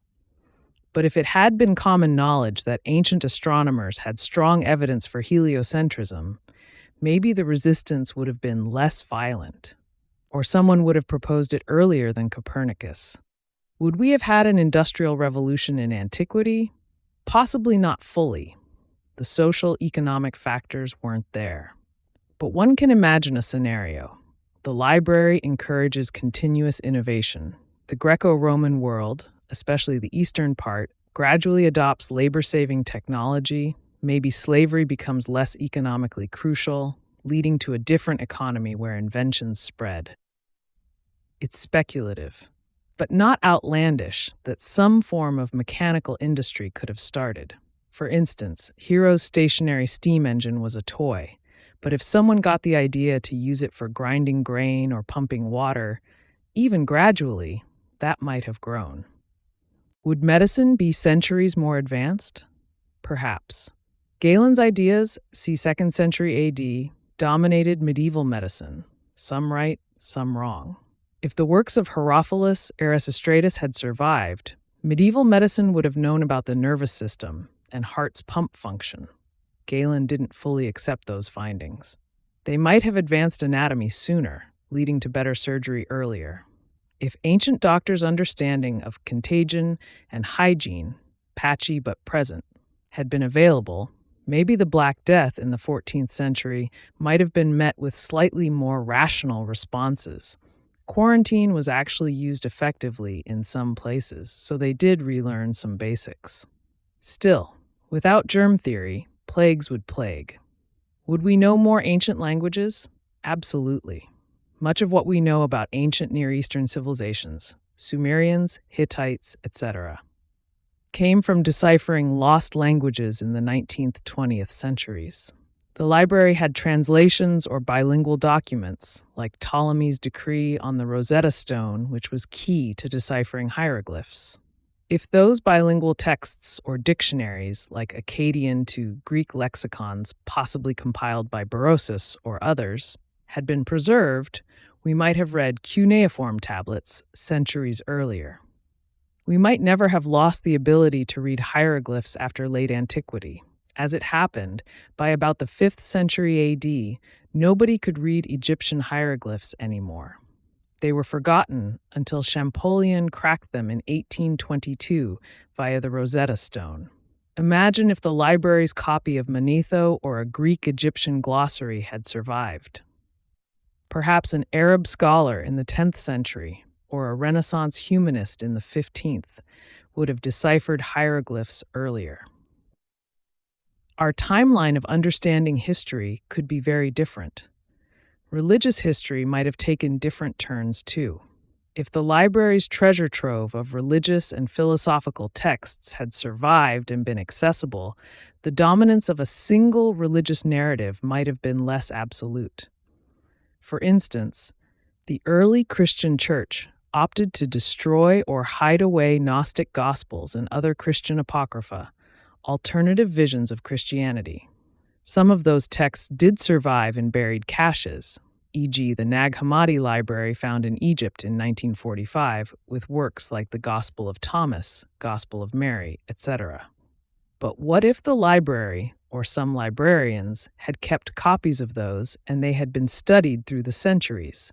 Perhaps Christianity would have been more diverse or tolerant of variant ideas, like reincarnation, which some early Christians believed, or a more metaphorical interpretation of resurrection, etc.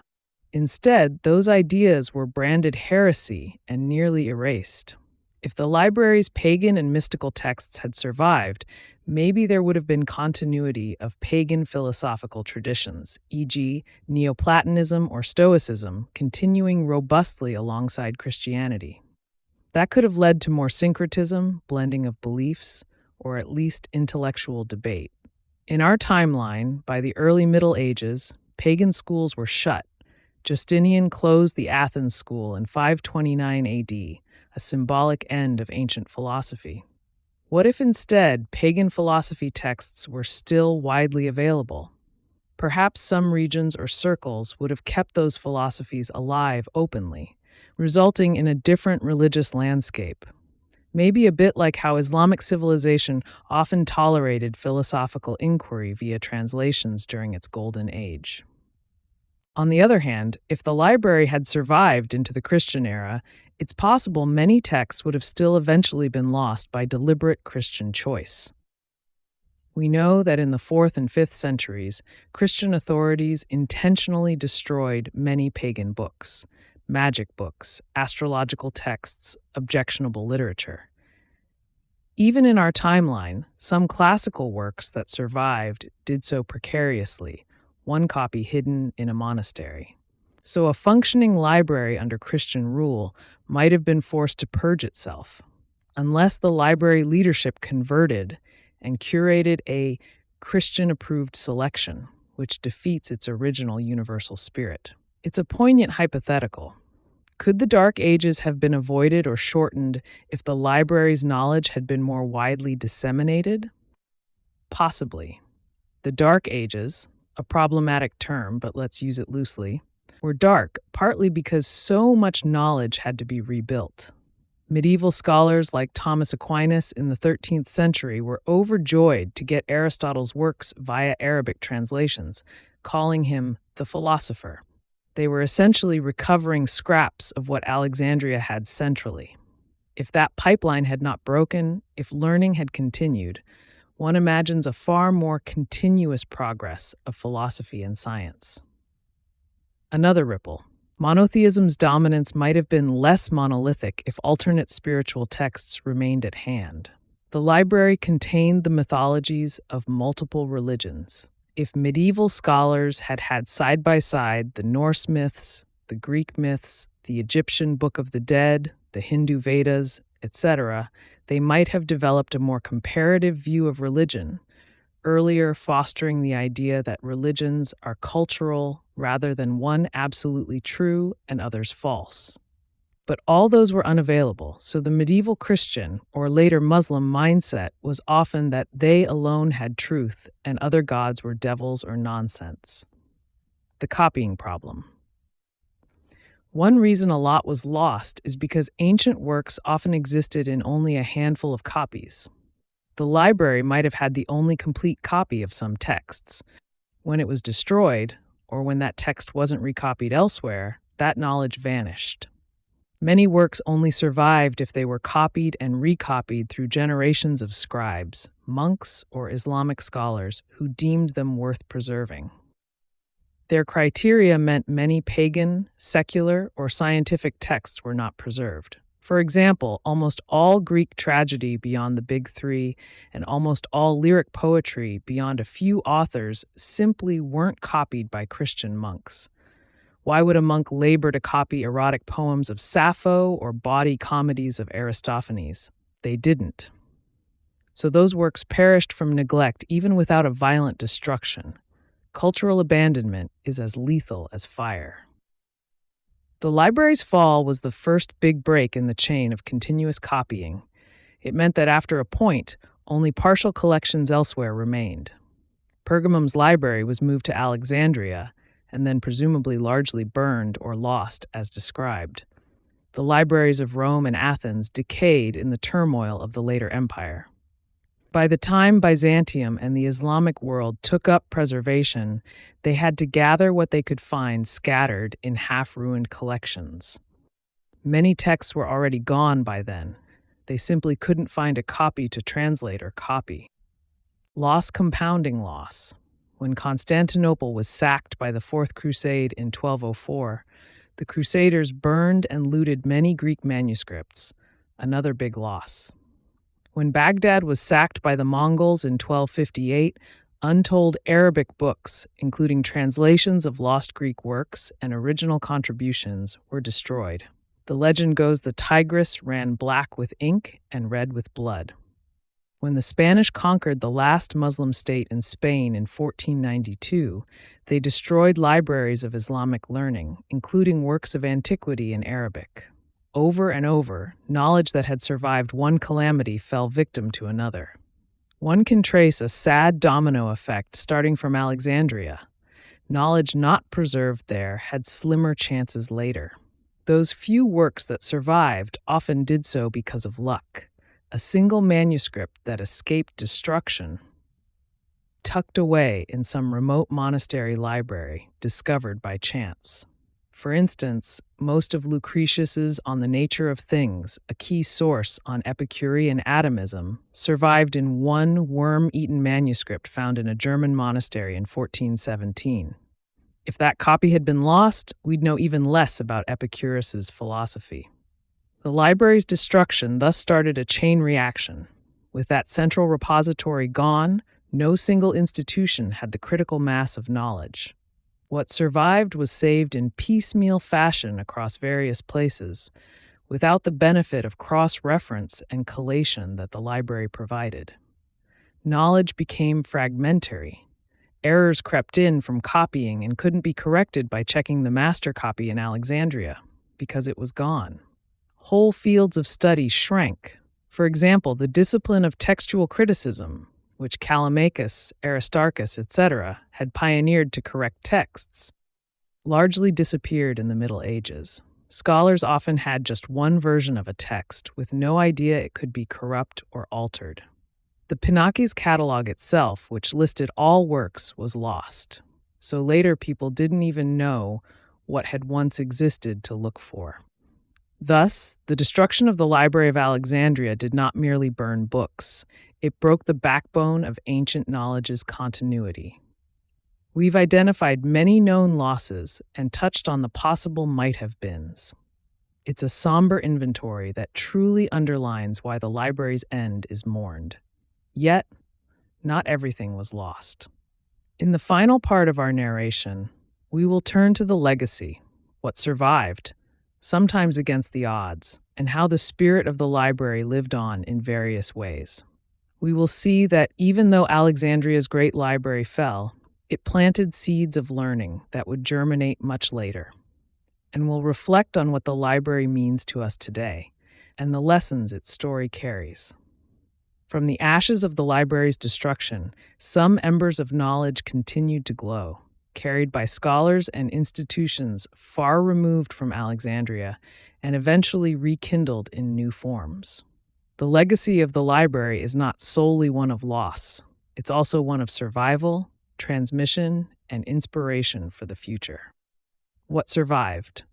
Though so many scrolls were lost, a number of the library's treasures did make it through, thanks to copies that had spread beyond Alexandria or were made before the final curtains fell.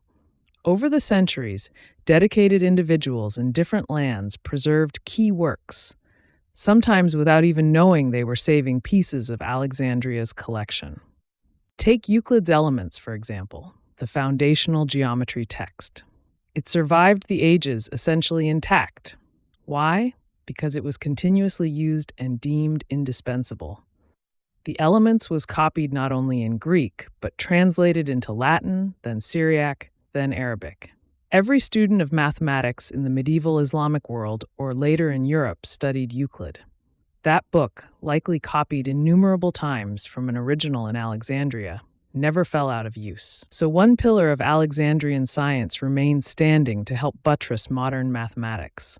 The chain from Euclid to us was never broken, a remarkable case, and perhaps the only major Alexandrian science text of which that's true. Similarly, parts of Aristotle's corpus endured. It was a rocky road. Aristotle's esoteric works, like his physics, metaphysics, etc., were not widely read in the early Roman era, but were kept in some libraries. By the time of the early Middle Ages, the Greek East still had Aristotle in Greek, but the Latin West had lost almost all of Aristotle except a couple of logical works. Then Islamic scholars in places like Baghdad's House of Wisdom in the 9th century eagerly sought out Greek scientific and philosophical texts from Byzantium and Syria. They obtained Greek manuscripts, some possibly descended from Alexandrian copies, via Athens or other centers, and translated them into Arabic. Thus, Aristotle's works on physics, metaphysics, ethics, zoology, etc. were preserved in the Islamic world when they had vanished from Western Europe. Later, in the 12th to 13th centuries, those Arabic and Greek texts were translated into Latin and reintroduced to Europe. Thomas Aquinas in the 13th century suddenly had almost the full Aristotle to grapple with, calling him simply the philosopher. In this way, Aristotle's ideas shaped medieval scholasticism and Renaissance thought deeply. Without the Islamic scholars' intervention, Aristotle might have been only partially known in the West, perhaps just as a name. Instead, he became a cornerstone of education. And that thread traces back to Alexandria indirectly, as Aristotle's school works were acquired by the Ptolemies early on and propagated in the Hellenistic world. Plato's dialogues also survived, largely thanks to the Byzantine Eastern Roman Empire. The Byzantines preserved many Greek texts even as the West forgot Greek literacy. Libraries in Constantinople had copies of Plato, and scholars there read and copied him. In the 15th century, as the Ottoman Turks closed in on Byzantium, many Greek scholars fled to Italy, bringing precious manuscripts, including complete Plato codices. Renaissance figures like Marsilio Ficino then translated Plato from Greek to Latin for the first time in the West, igniting a Platonic revival around 1480. Thus, after nearly a millennium of Platonic thought being filtered mostly through Christian lenses, like through Plotinus or Augustine, the actual dialogues came roaring back, influencing Renaissance art, literature, and philosophy. Similarly, a trove of Greek literature. Homer, the tragic playwrights, parts of Herodotus, Thucydides, etc., survived through Byzantine copies. In Constantinople, there was never a complete forgetting of the classics. The patriarch Photius in the 9th century, for instance, compiled Myriobibelon, a sort of digest of hundreds of books he read, including many that are now lost but were still available to him then. This suggests Constantinople's libraries, some of which may have had roots in Alexandrian copies or traditions, held a lot until at least the Middle Byzantine period. The fall of Constantinople in 1453 scattered Greek scholars and books to the west, a diaspora of knowledge sometimes called the Byzantine Exodus. They carried with them manuscripts that had been safeguarded behind the walls of Constantinople's monastic and imperial libraries. That migration is credited with accelerating the Renaissance because suddenly Europeans had Greek originals of many texts, not just Latin translations. Ptolemy's Almagest, 2nd century AD, the great synthesis of Greek astronomy, survived through both the Greek tradition and the Arabic one. The Almagest was actually relatively well known. Byzantines studied it and made commentaries. In 827 AD, scholars in Baghdad translated it into Arabic and named it Al-Magisti, meaning the greatest treatise, which later, via Latin translation, transmitted it to medieval Europe. The Almagest remained the standard textbook of astronomy until Copernicus. When you read Copernicus's De Revolutionibus, 1543, you see he is in dialogue with Ptolemy's work, which implies that that knowledge traveled continuously from Alexandria, where Ptolemy worked, likely as a member of the later museum, through the Islamic world to Renaissance Europe. Galen and Hippocrates, the stalwarts of ancient medicine, likewise survived in both Greek and Arabic. Galen's voluminous writings on anatomy, physiology, and therapeutics were treasured by the Arabs, who translated many of them, and by medieval monks, though often in abbreviated Latin forms. So the core of Greek humoral medicine lived on to influence Islamic medicine, figures like Avicenna, and later, European medicine up to the 17th century.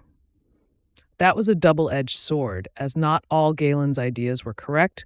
Some were, some weren't. But at least the knowledge of anatomy and clinical observation he recorded wasn't lost. Hippocratic writings, too, were preserved, forming a base of ethical and observational medicine. Often the survival of these works came down to 1 or 2 manuscripts, making it through the gauntlet of time. For instance, Aeschylus's plays survived in a single medieval manuscript discovered in the 9th century. For a long time, only 6 were known until a 7th was found on a papyrus in the 20th century. Sophocles' 7 plays and Euripides' plays likewise mostly descend from a few copied manuscripts that survived in Byzantium and were brought west in the Renaissance. Menander was thought almost entirely lost until 20th century papyrus finds. One could say that while the Library of Alexandria perished, some portion of its content had been copies elsewhere in private collections, other city libraries, and thus survived in fragmented form. We owe a debt to the scribes of the Byzantine and Islamic worlds for preserving much of what we do have from antiquity. In 2002, a modern tribute to the old library was opened in Alexandria, the Bibliotheca Alexandrina. This striking modern library, with its huge disc-shaped design tilting toward the Mediterranean, and its walls inscribed with characters from many human scripts, stands near the presumed site of the ancient library. It can house millions of books and is intended as a research and cultural center for the world. The Bibliotheca Alexandrina is a symbolic attempt to recreate the spirit of the original, international, knowledge-thirsty, and open to all fields. It has reading rooms, museums, including manuscripts and antiquities, a planetarium, all nods to the Mausion's broad scope. While no amount of modern books can literally bring back what was lost, the unique works of antiquity are gone unless found in some hidden cache. This new library represents humanity's resilience, our refusal to let the idea of Alexandria's library die. In essence, the existence of things like the Bibliotheca Alexandrina, or indeed any large public library or digital knowledge trove, is an homage to Alexandria. The notion that knowledge should be gathered, preserved, and made accessible is a cornerstone of global culture now, something that wasn't always a given. One can trace that ideal back to the vision of the Ptolemies.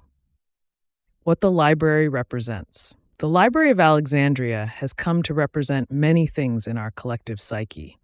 It's often evoked as a symbol of lost knowledge and human potential cut short. Every time we talk about some ancient invention or idea and muse, imagine what might have happened if it hadn't been lost or suppressed. We are, in a way, recalling the library's fate. The library's destruction is a warning of how fragile civilization's memory can be. It teaches that knowledge must be actively preserved and passed on, or it can vanish. It warns that progress is not guaranteed, that we can even regress if we allow ignorance or fanaticism to overtake curiosity and reason. At the same time, the library stands as a beacon of human aspiration, the idea that we can, as a species, strive to understand our world wholly.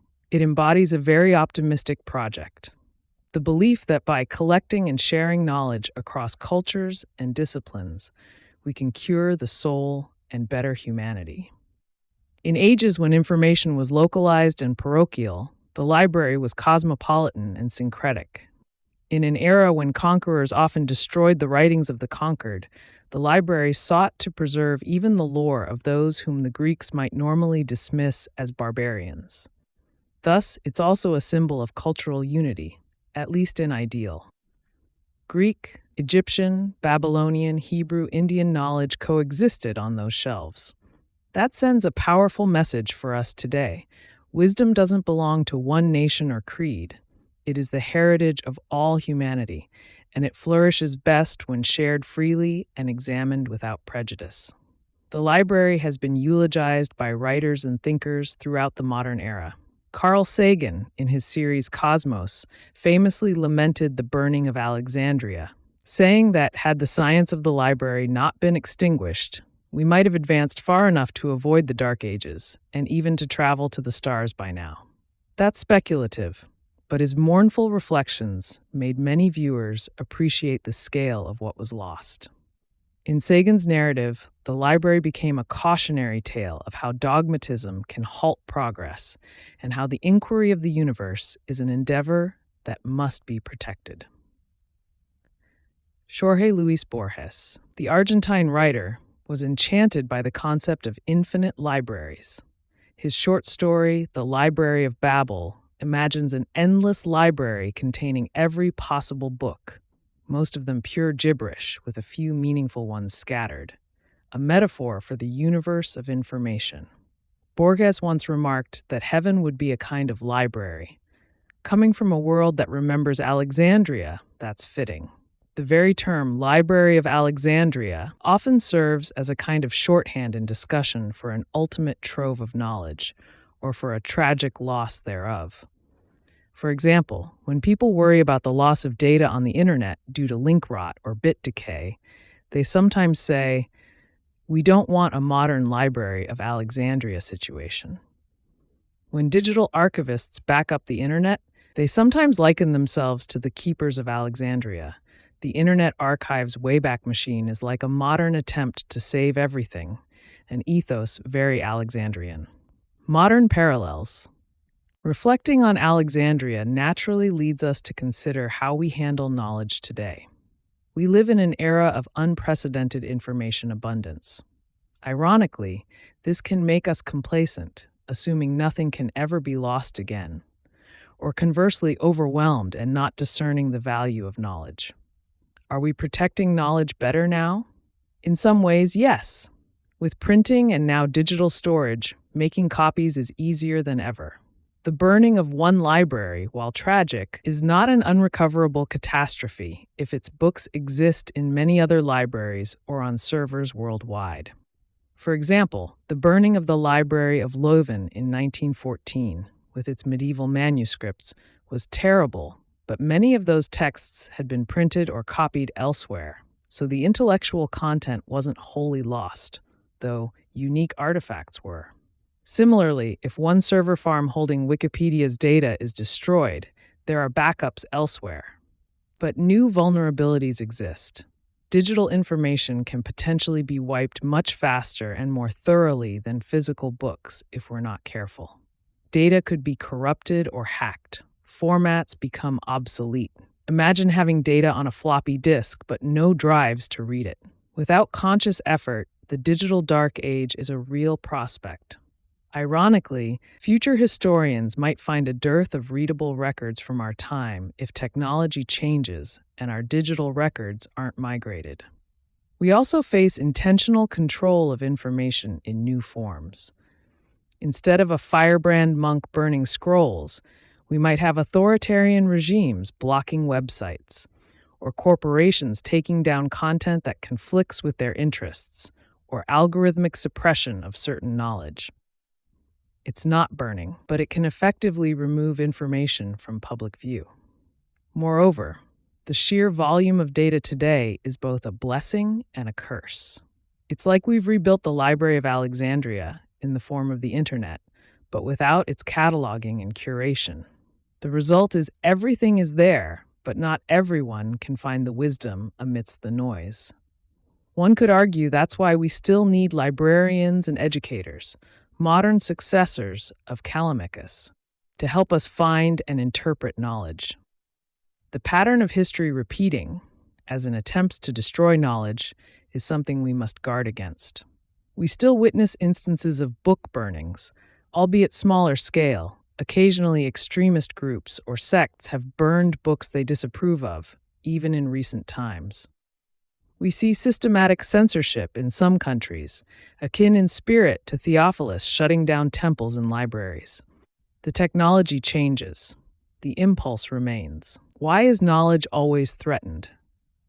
Because knowledge is power, and power is always contested.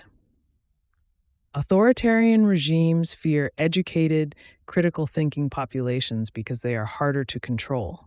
Thus, they censor and rewrite history textbooks and limit access to outside information, like some governments heavily restricting internet access today, building firewalls as formidable as the fires of old. Religious extremists fear knowledge that questions their dogmas. Consider how the Taliban destroyed ancient statues and banned various books, or how ISIS burned libraries and smashed artifacts, calling them heretical or idolatrous. Even in subtler ways, corporate interests might suppress knowledge. For example, oil companies funding disinformation to cast doubt on climate science, effectively burning scientific scrolls in the metaphorical sense of sowing ignorance. The library's fall teaches that knowledge must be actively preserved, not just accumulated. The Ptolemies accumulated knowledge, but later people didn't preserve it, either by neglecting copying or by outright destroying it. We have to do both. Gather and then copy, backups, teach continuously. It also teaches that one copy isn't enough. If information exists in only one place, it can indeed be wiped out. Redundancy, multiple copies across many places, is key. The library tried to be the redundancy by collecting from everywhere.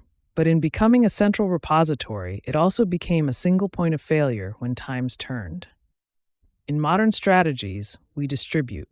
Lots of libraries, lots of servers, lots of archives, so no one loss is total. Another lesson is that power fears truth, but truth matters more than power in the long run. The memory of Alexandria's library, a place of open inquiry, stands in judgment of every tyrant who has burned books or persecuted thinkers. It's a reminder that progress can be reversed if we are not careful. The generation of Hypatia saw knowledge that had existed for 700 plus years in their city annihilated almost overnight. There's nothing inevitable about continued progress. It depends on values and choices, and what one generation knows, the next can forget. We have to teach and cultivate respect for knowledge to ensure continuity. If an entire society's priorities shift away from learning, as happened as the Roman world Christianized, where focus turned more to salvation and less to secular study, Knowledge can fade out quickly. Thus, the modern responsibility is keep many copies in many places and in stable formats. Ensure open access to information so it isn't locked up or easily suppressed. Teach critical thinking so people value and can discern knowledge. Support libraries, archives, museums. Treat them as the treasure houses they are, and resist censorship and ignorance in all forms. In a way, each of us who values truth and learning is a guardian of the library's legacy. Every time someone pushes back against banning a book, or contributes to an archive, or even shares factual knowledge in the face of falsehood, that's the spirit of Alexandria at work. Now we come to the conclusion of our long journey. We've reconstructed in our imaginations the glorious rise of the library, walked through its halls at the height of its splendor, witnessed its gradual destruction at the hands of war and zeal, and reckoned with the enormity of what was lost and what little was saved. It's time to reflect on the final, perhaps unanswerable questions, and to say goodnight, carrying the library's eternal flame gently into our dreams. We'll never know exactly what was inside those 500,000 or more scrolls that comprise the Library of Alexandria. We'll never know which medical cure was written on a papyrus that turned to smoke, which mathematical insight as advanced as calculus might have been lurking in a lost treatise, which epic or play or poem that could move us to tears was reduced to silent ash. We'll never know which philosophical dialogue might have prevented wars or inspired compassion had it endured, or which scientific clue could have propelled technology centuries ahead of its time. The Library of Alexandria contained, as we've said, the dreams of the ancient world, and those dreams burned. Not all at once. Not in one single apocalyptic inferno as sometimes imagined, but slowly, deliberately, systematically, at first by accident, then by intent, then by neglect, burned by those who feared what happened when people knew too much. In the end, the library wasn't destroyed because of one great fire or one moment of madness. It was destroyed because knowledge is power, and those who held power wanted to decide what others could know. It was destroyed because it asked uncomfortable questions and preserved inconvenient truths. Every scroll that questioned authority was a threat to those in authority.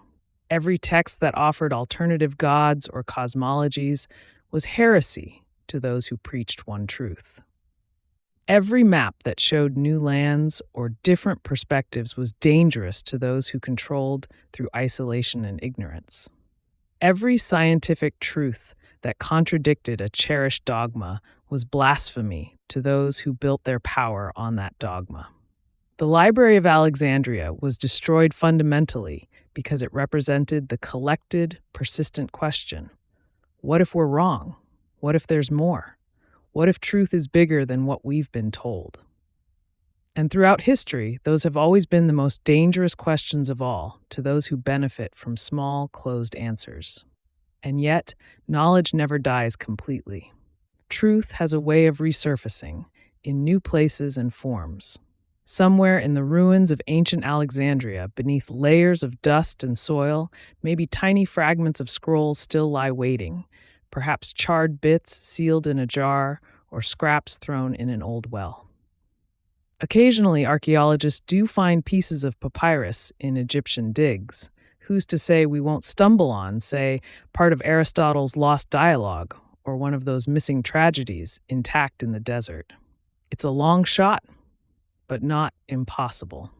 Even if every word is truly lost, even if every scroll turned to dust, the idea of the library survives and continues to inspire.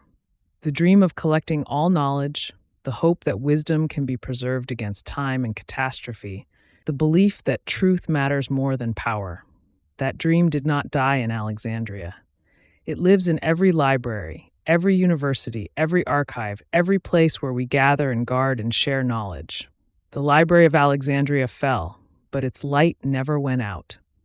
It just scattered into 1,000 smaller flames, burning across the world and across the centuries, refusing to be extinguished.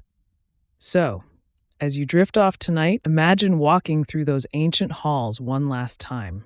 The smell of papyrus and lamp oil lingers in the air.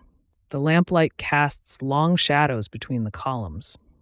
In the hush, you can almost hear the faint rustle of scrolls being unrolled, the scratch of a stylus taking notes, the soft murmur of scholars debating under the trees in the courtyard, seeking truth wherever it led them. Picture the shelves stretching into the shadowy distance, holding mysteries we'll never solve, questions we'll never answer, wisdom we'll never recover. It could be unbearably sad, all that gone. But remember, every time someone seeks knowledge instead of accepting ignorance, every time someone asks questions instead of swallowing easy answers, every time someone chooses truth over comfortable lies, the spirit of the Library of Alexandria lives again. Sleep well. Dream of ancient scrolls and distant knowledge. And when you wake, carry a bit of that Alexandrian spirit with you. Seek knowledge as if your life and our common future depend on it. Because throughout history, they always have. The library is gone, but its mission endures. Good night. You've been listening to Wispy History, where the past whispers and time stands still for a little while. If this story kept you company tonight, let me know what part lingered in your thoughts and tell me where in the world you're listening from. Don't forget to like and subscribe to help these quiet journeys continue. Until next time, rest easy, dream deeply, and remember, history is never really gone. It's only sleeping, waiting to be told again. Good night.